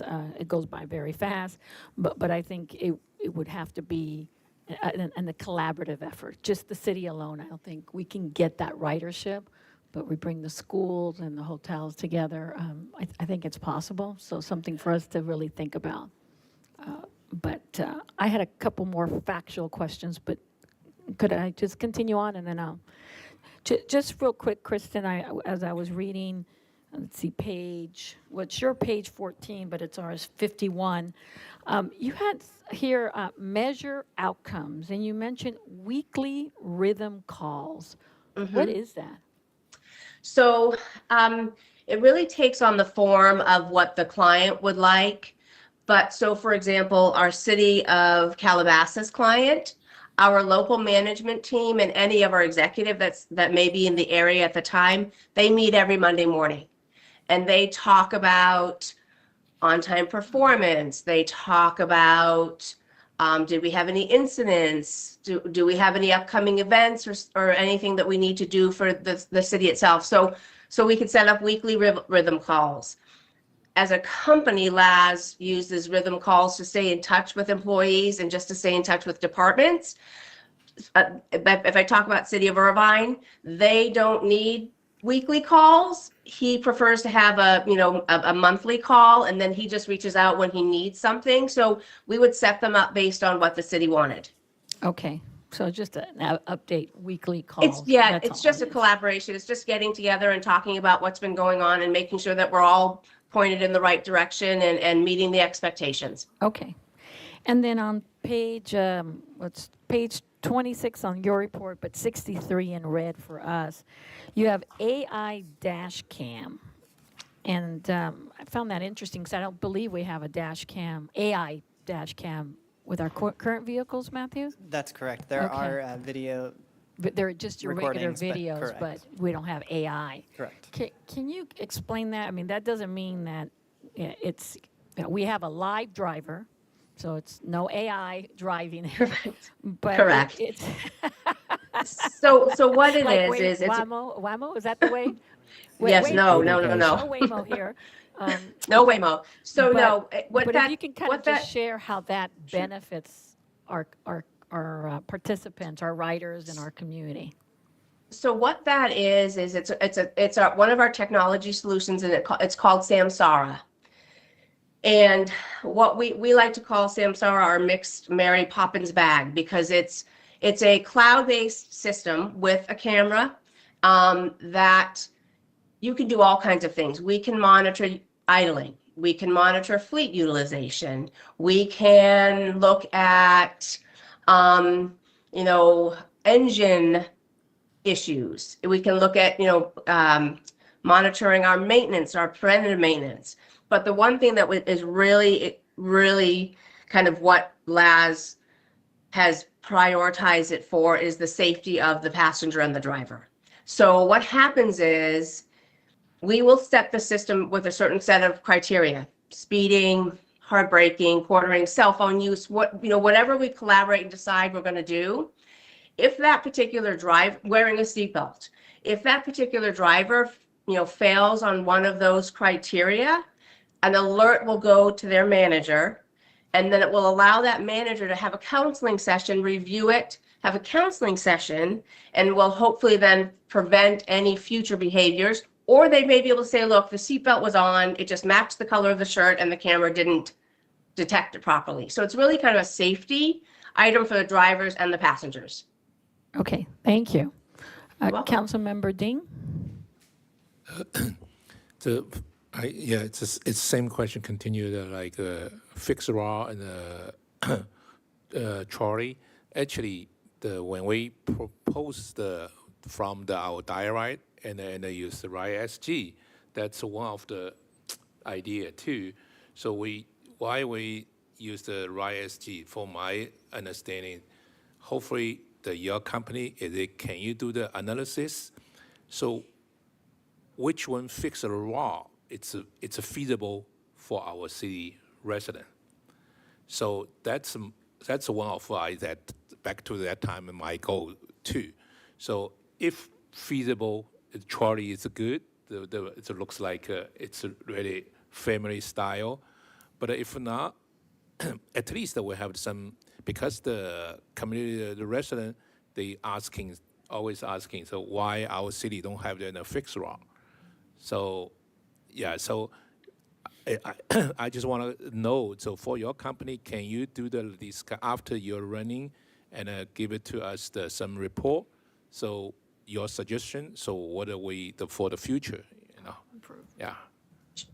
Yeah, I think what we would do is, we would get in and get to really understand the community, understand how you guys operate and what's important to you guys. And then we can certainly collaborate. We can do some analysis on it's similar to, we didn't do the analysis, but we had for the city of Irvine, they had a transit study done, right? And we were able to then take that transit study and help convert it into what it would look like for the city of Irvine, because the city of Irvine was initially a pilot program for them, and it's now going to extend, and it's going to hopefully expand. So yes, that's something that we can certainly help you with. Okay. So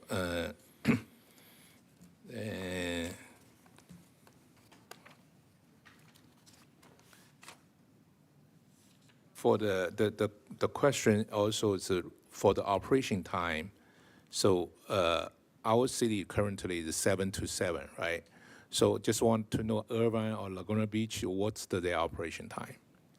So for Irvine, it's 14 hours a day. So during Monday through Friday, I believe it's from 6 until 8 p.m. And then on Saturdays and Sundays, I think it's from 8 to, what would that be, to 10 p.m. So it's a 14-hour day for the city of Irvine. For Laguna Beach, their schedule changes depending on what time of year it is, but they're basically, I would call them more like a banker's hours. They're basically an 8 to 5 or an 8 to 7, and then it gets extended during the summer for all of the vacation travelers. Okay, so when you operate it, after you operate it, can you do some like a suggestion? Because I hear about it, our city, because a lot of restaurant here. So until 7, it's not enough time if they after their dinner, like at least maybe 9 or 10. So maybe weekday you can early, but the weekend definitely I think maybe more time to operation. Let the resident can use this opportunity to the RideSG. So is it like you can help us to after your running, you can data analysis to give it to us a suggestion, and plus the financially also is important too, right? If we can affordable too, right? So what happened, similar to what you're asking, what happened in Irvine, which we found for the first few months is, or it almost was almost immediate, but we couldn't change the schedule during the middle of their pilot program. But they found that what we really needed to do was extend, kind of to your point, on Friday evenings and Saturday evenings, that particular route goes to the Spectrum Mall. And so we were getting feedback that we needed to extend because people wanted to go to the mall and come back later. So yes, for sure, we can help with all that. Okay, thank you. So the question for the Matthew is that today we discussed to choose the new contract, but it's still same operation hour. But how about the outside the city? So I'm a little bit confused. So right now, it's a go for the 5 miles or 3 miles. I still not really understand it. So Sure. Can you clarify? Of course. So if City Council decided to move forward with last parking, they would be essentially taking over the operations as they exist without any additional changes. If changes by council were requested or wanted at a later date, that would likely be a future council item to discuss changing the parameters. But they would be going in at the changes that were approved by council in November of 2024, which is the reduction in parameters for the RideSG Plus customers. So RideSG Plus customers, the change was from 5 miles to 3 miles. So RideSG Plus customers can go anywhere within the city of San Gabriel, whether it's a doctor or a shopping visit or visiting a friend. But then once they hit the city of San Gabriel boundary up to 3 miles, it's just for medical appointments and those 5 select shopping locations. Versus prior to that November change, they could go anywhere for any purpose from the city of San Gabriel up to a 5-mile radius. So they would be going in, implementing the current service at the up to 3 miles for medical and shopping and the select shopping locations. And then the RideSG RideSG general passengers would still be able to go anywhere but just within the city of San Gabriel. Okay, so currently we're still operating the same radiation, right? It's a 5 miles with no change too. No. So I apologize for the confusion. So nothing changes, same to your last time updated. We adopted like the RideSG Plus. It's from 62 to 60. That's I know. So I can qualify, but I don't have a chance. You and I. You were the only ones. Yeah, but I want to, hopefully, Matthew, you can, by myself, I think maybe I needed learning too, how to register to the RideSG Plus. So maybe I can help our community if they don't know how to do it. Yeah. So you have also have our city daytime have the bilingual people like Spanish or Chinese to translate to help them to register. So up until last week, we had we had English, Spanish, and Mandarin Cantonese available directly in our office. Unfortunately, one of our admin assistants moved on to bigger and better things, and she was the one that spoke Mandarin and Cantonese, and I believe one other language. She was kind of the jack of all trades, so we're missing her severely right now. But luckily, we do have other individuals within our city team as a whole that would be able to fill that gap in the interim. Okay. Just a technical question. If the RideSG Plus, so if we use the RideSG, the city, the help center will be helping a special code on that, or still they continue to use the same app?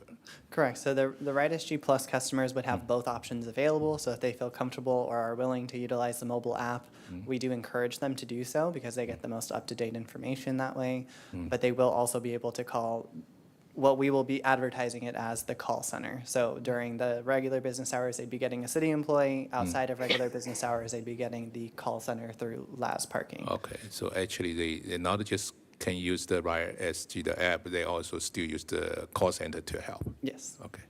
Okay. Thank you, Mayor. Vice Mayor Chan? Yeah. Oh, just a comment, Councilman Ding. The other cities stay, their hours are later because they party more than we do. We don't party as hard as they.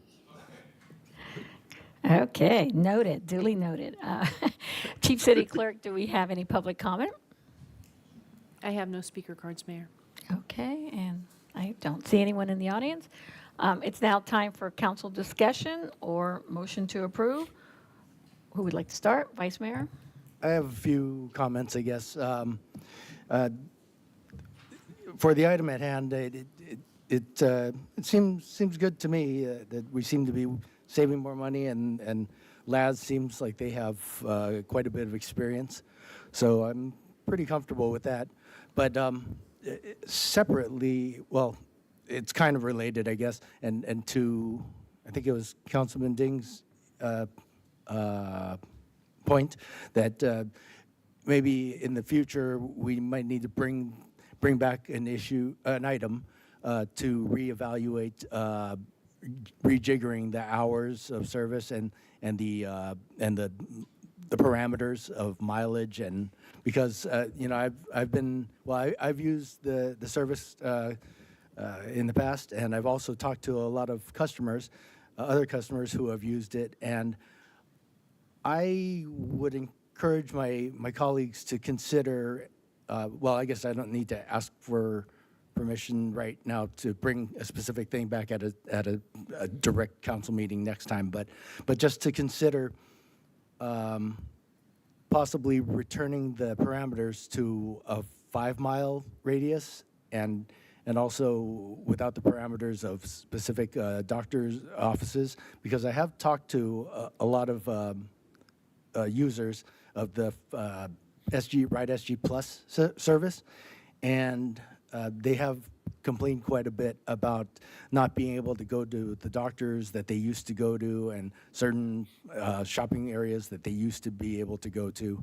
And so, yeah, but again, this will probably be part of a future staff report and analysis as to if it would be plausible to expand our parameters again, and how much additional that would cost us and such. Because, yeah, I mean, to my feeling, the RideSG program should be primarily to benefit older people in our community and the disabled in our community.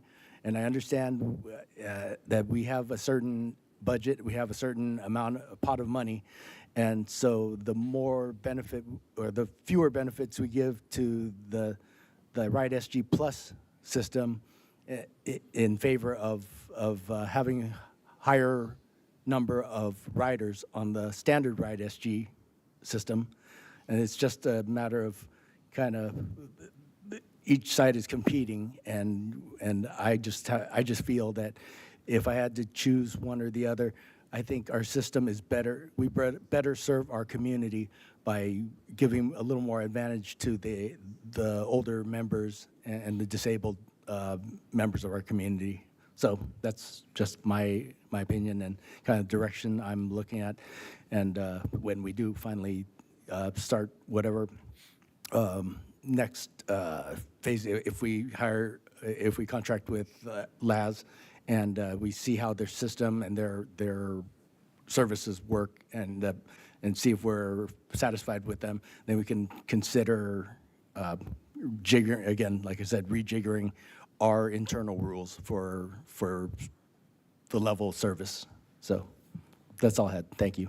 Yeah, I just wanted to piggyback on that, because that's why we would have to really also consider buying another vehicle, because the numbers are pretty stunning, I guess. It's, you go from March 2024 for general passengers from 64 to 253. I mean, that's almost 4 times the number, because we reduced the radius.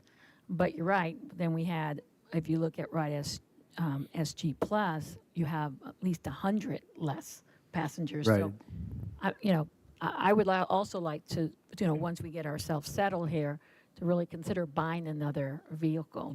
Maybe that would be the compromise, so we can, Right. expand, but we don't lose those general passengers too. Right, and well, on the topic of buying a new vehicle, now that I have more experience with the system and more intimate knowledge of what kinds of vehicles, how they operate on the street, and from input from other residents, they've explained to me how the vehicles that we have so far aren't necessarily as adequate for certain needs. For example, the type of vehicles we have will not accommodate two people in a wheelchair, in two separate wheelchairs in the same vehicle. So that limits us a little bit. And you know, now that I start looking, you know, I start noticing things on the street, and I notice other cities' dial-a-ride programs and their vehicle types and their vehicle models. And now I understand that certain other cities and dial-a-ride programs, they have slightly different vehicles that are a little bit bigger. They're more like short buses, you know, like small, basically small school buses, as opposed to a minivan that we have. So maybe that I would like that to be consideration for the next vehicle that our city purchases, as to maybe consider those kind of needs and consider what it would cost or the efficiency of purchasing a vehicle more in that shape or that range with those capabilities that our current That's an vehicles excellent don't have. point. So, yeah, a different vehicle, but to also help with our RideSG Plus community. Right. Okay. That's all I had. Or yield. Anything else? I'm still waiting for a motion too. I have something. I need Christine, the last company, and in the city too. That's because it's my career, the insurance. So I know the Medicare, a lot of the senior Medicare, the insurance company provide a free ride for their member, maybe annually. Some is 12 times, some is 24 times, some is 36 times. So how, because I know the vice mayor, the mayor talking about we want a more vehicle, how we can economical way to get the more revenue to help this kind of the RideSG. So I don't know, your company have this kind of experience too? Yes, I'm going to be honest Good. and say I don't have that specific experience, but we have a whole healthcare division, and that's exactly what they do. They not only do they handle healthcare campuses as it relates to parking and valets, but also shuttle services, patient ride services, on-campus shuttle services. So we have another set of experts that could certainly help us with that, with those questions and get us some information. Yeah, this one also, they can go to the more far away. They not just 5 miles. You can go further, like 20 miles or 30 miles.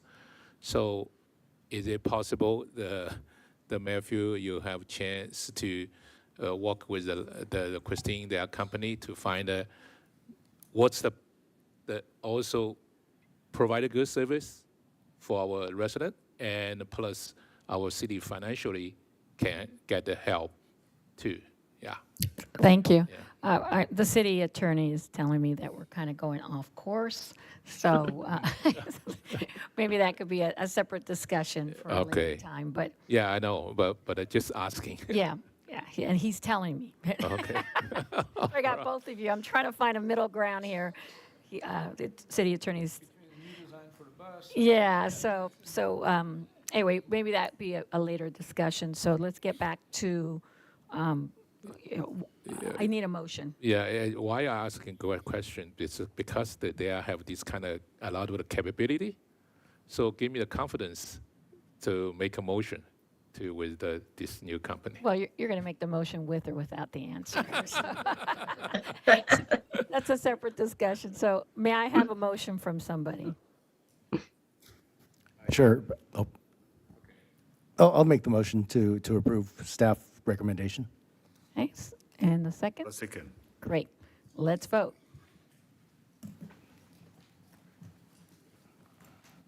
Motion passes by a vote of 5-0. Thank you. City managers report.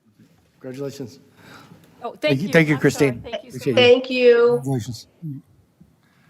Thank you, Madam Mayor, members of the council. I am going to briefly use my time tonight to embarrass Marilyn.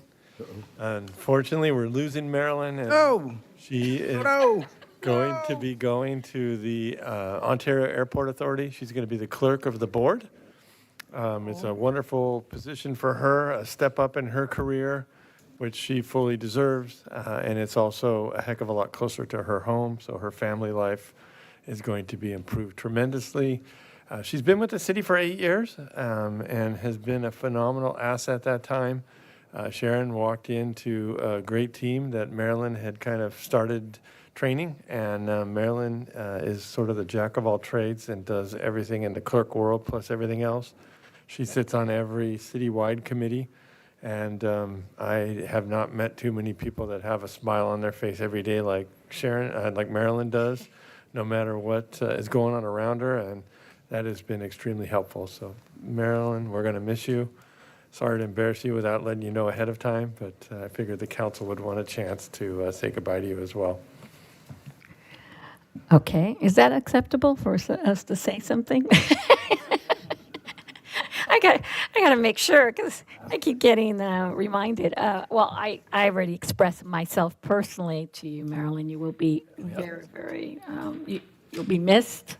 You're a special person, and you have shown whatever the temperature is in the public, you always handled it with such grace, and you know, you're a great person. So thank you so much for being here for 8 years. We couldn't ask for more than that. Would anyone else like to say something? We miss you.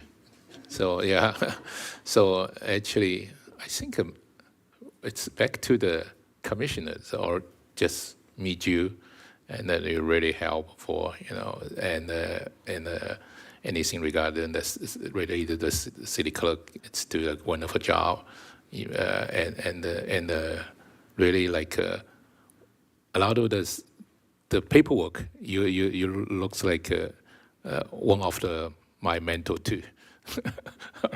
Like Sharon and Mark too. Okay, so yeah, we really miss you, and congratulations. Okay. Anyone else? Councilmember Herrera Avila? I think I told you last time, but I'll say it again. I'll change it up. Don't go. The grass is not greener on the other side, okay? We need you here. No, you've been very supportive, very accessible to me and my wife. As you know, my wife was a commissioner. I was a commissioner too, so it does go back to commissioner time. And every single time that I see you, I always feel like smiling. You have that aura, that good aura that makes me feel happy, makes me feel welcome. You will be missed, and whoever got you over there and wherever you're going, I don't want to say that name because I'm not bitter, but they're so lucky to have you, and I'm sure you're going to continue to be successful. Thank you so much. Appreciate you. Vice Mayor? Marilyn, you're leaving? No, you can't leave. No, congratulations. And but just want you to know that you've always been very professional and very helpful to me. Especially this is my first term, and I came in brand new and didn't know where to go and what documents and where to file them, and you've always been very helpful and kind of got me, okay, you got to do this, you got to build this out, you got to file that, put it here, put it there. Okay, so you've always been so gracious and always with a smiling face. So appreciate you, and good luck. Councilmember Wu. Well, I really hate to say goodbye, but whatever my colleague says, I will just second it. Well, but also I wish you the best because I know that Ontario will be a better career, and I wish you a bright future. I use this airport very frequently. So we will be probably meet each other sometime, someplace. But I truly wish you the best. I appreciate what you have done for us, for our city in the past, especially my service in the 3 years in the past. Thank you very much. Okay. Did you want to say anything, Marilyn? You're speechless? Okay, well, anyway. Next item, council comments and conference meeting reports. Who would like to start? Councilmember Herrera Avila. Sure. I was going to ask for a bio break, but we'll power through. Okay, so very busy week, or a couple of weeks. I'll start with June 5th, Asian Youth Center, and saw some of my colleagues there as well. I was installed part of that board for a year now. It was pretty awesome to be at our very own facility there, the Grapevine. Then on June 5th, I attended the LAX Metro Connector ribbon cutting. A lot of good things coming to LA. June 6th, Carpenters, I saw so many of my colleagues there as well. Carpenters training facility, and we had a tour. Great training grounds over there in Carson. June 6th, I attended the South Coast AQMD. Spoke in opposition to a proposal that would have added more restrictions on the gas appliances, and I report that it did not pass. It was a 7-5 vote, and I spoke to Mark before, and I understand that our city has that position of opposition, so I was there representing the city. June 7th, the National Prayer Meeting, I was there along with Councilmember Tony Ding. Very heartwarming experience to have a little bit of gospel in our hearts. June 9th, Dewey Elementary, along with Councilmember Tony Ding, we witnessed I believe first, I don't know if they've done it before, but we were there for their ceremony, for the elementary ceremony. June 11th, I saw Becky here. She took me on an Athens MRF facility tour, and that's the material recovery facility. I got a chance to see 2 different facilities. June 11th, San Gabriel Planning Department. Thank you, the Planning Department and Mark, for allowing me to go in there, ask questions to understand how the city works.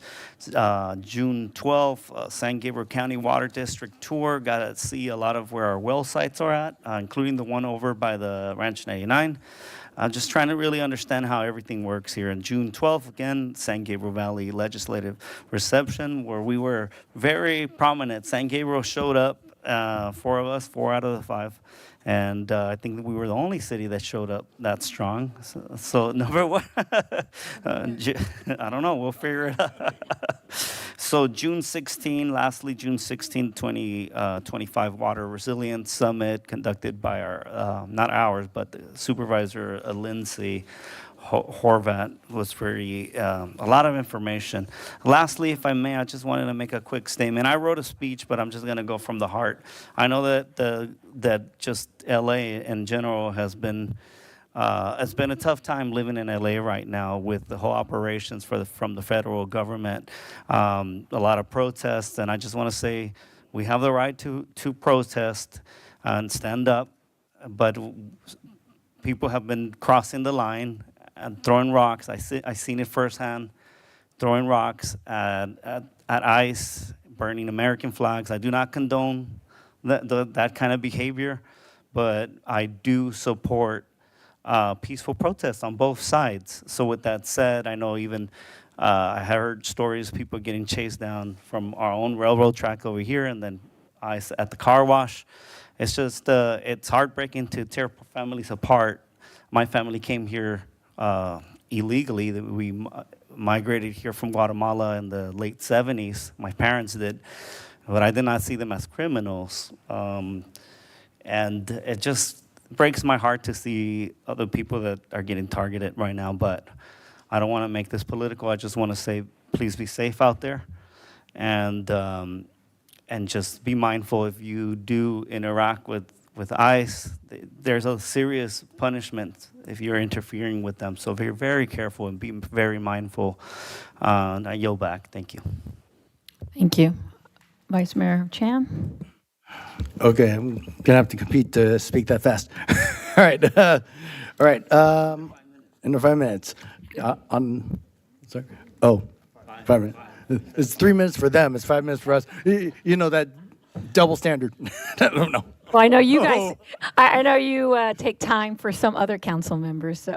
Yeah. Well, yeah, okay. Well, on June 5th, I also attended the Asian Youth Center Taste of Home annual board installation meeting at the Grapevine Arbor. On the 9th, I attended my monthly Chinese American Citizens Alliance dinner meeting. On the 12th, I attended with, again, 4 out of our 5 council members, NAIOP SoCal legislative reception regarding commercial real estate opportunities. On the 14th, I attended, well, that was Flag Day, so I attended a flag retirement ceremony at St. Anthony's Church in San Gabriel. It was very respectful. It was a nicely done ceremony. And just earlier today, I attended a business networking lunch at Clearman's Galley, the boat. So that concludes my report. I yield back, Madam. Thank you. Councilmember Ding? All right. On June 4th, I joined the morning the SGB Energy the resource committee, and still continue our energy resource. It's a variety, not just electricity. That's community, the voice, we like natural gas, and use the new technology to lower the emission. So, yeah, that's and the SGB the afternoon. It's a transportation committee. So I always try have our city voice. Hopefully, our Councilmember Wu, the area metro, the board director to help. So how can we help our city the last mile go to the public transportation, because we are on the middle, right? It's a 210 and a 10. It's our resident. It's especially for a senior. So that's why hopefully we are at RideSG. We maybe, if possible, if we can expand something like that. Okay, and June 5th and lunchtime. It's really enjoy the employee barbecue. And I saw all the department head and Mark to do the hamburger and the hot dog. Okay, chief. Okay, it's really is an annual event. It's really helpful. I think it's really good for the employee, include the council member too. And evening, I have a chance to the AYC, the Taste of Home in our Grapevine, and they supply the taste. It's I think most from our Blossom Market. It help our local business to it's a really great event. And June 6th, and I go to the Western State Carpenter their training center grand opening, and with I think mayor and Councilmember Herrera, right? So it's really impressed. They are very good. Have a lot of the equipment to training the work to how to do the professional one too. Yeah, and June 7th, it's have a chance to join the IYF for the national prayer meeting. It's really impressed a lot of local especially the Christian leader to have pray with the colleague too. They not just pray for the United States, but also pray the whole world peacefully. Okay, and June 9th, I have a chance with the mayor and I think it's for the Gabi school for their Dewey school, right? It's for their celebration first dual language, the graduation. They 7 years. It's a long time. It's really good. And I saw some children, they speak some Latino speak the the Chinese Mandarin, and some Asia people speak the Spanish. It's really reflect our community to try, because the young generation, they can help each other to understand each other. And June 12th, and so we have we have 4 colleagues in this association called NAOPO.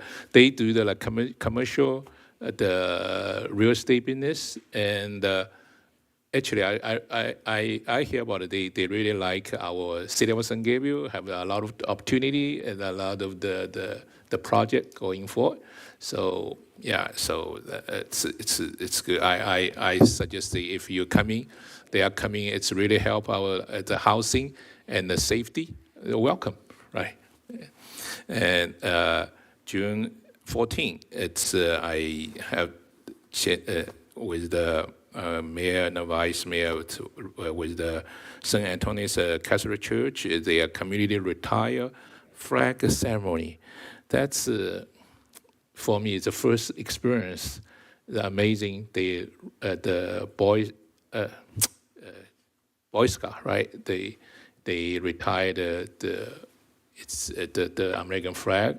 It's a very respected flag. It's a really wonderful the event. And evening, I have a chance to join the called LA Elite Lions Club installation dinner. They suppose in our city the restaurant originally, but some restaurant needed a remodel. They moved to the far away Ontario. Okay, all right. So, but yeah. So hopefully, I say next time, even you want to choose the hotel, choose our city, our San Gabriel. And you have 5 minutes, over Okay. 5 minutes now. I have to be fair to everybody. Okay. For our my alumni association in the Belmont Shore Beach have the beach available. They prepare for the 2028 the Olympic. Okay. That's it. Thank you. Thank you. 5 minutes, 42 seconds. Your turn. Thank you, Mayor. Deducted from next meeting. Yeah. Well, on June 9th, I was officially sworn in as a board member of the Metro San Gabriel Valley Service Council, and I'm honored to serve alongside with the colleagues from City of Temple City, the council member Ed Chen, who was elected that night as the new chair of the Metro Board, with other local leaders that across the San Gabriel Valley. We will work to shape the regional transportation policy and improve the transit services and to enhance the quality of life for all Gabrielinos and Angelinos. That's conclude my report. Thank you. Okay. Okay. Well, I too attended AYC and the Carpenters, among other events. But I'll start with June 7th, Saturday. I attended the Monterey Park Pride March at Barnes Park. It was well attended. I enjoyed visiting the booths. Thank you to Monterey Park Mayor Vin Go, Council Members Henry Lowe, Thomas Wong, and Jose Sanchez for the invitation. I also appreciated having my name announced during the event. It was a wonderful morning celebrating inclusivity. Saturday, it was mentioned before, but Saturday, June 14th, 3 of us attended the St. Anthony's Catholic Church and Knights of Columbus American flag retirement and burning ceremony. The San Gabriel firefighters were there, the San Gabriel police, and the Boy Scouts 261 troop, which actually is based out of the San Gabriel mission. They were there. It was also my first time. There was about 20 flags that were retired, and it was a very touching ceremony to honor and retire the unserviceable American flags with respect and dignity they deserve. Just a reminder, on Saturday, June 21st, going forward, San Gabriel residents can pick up free compost and mulch at a self-service drive-up event at Smith Park parking lot, hosted by Athens Service. I know community members have asked about that, and it is done on a regular basis. So hopefully, it seems to always be very well attended, and I think they've even run out in the past. So get there. It's between 9 a.m. and 12 noon. Just a reminder, the San Gabriel Police Department is hosting Youth Leadership Academy students. Those interested in attending must be between the ages of 12 to 17 years old. Submit your application online by Thursday, July 10th. For more information about this program, please contact Officer Ramirez, or you can also visit the San Gabriel Police Department, and they will give you more information. But again, it's very well attended typically, and it's a great moment for our youth to learn more about the San Gabriel Police Department and hopefully encourage them to pursue careers in law enforcement. And that concludes my report. May I have, Madam Mayor, may I have one last thing?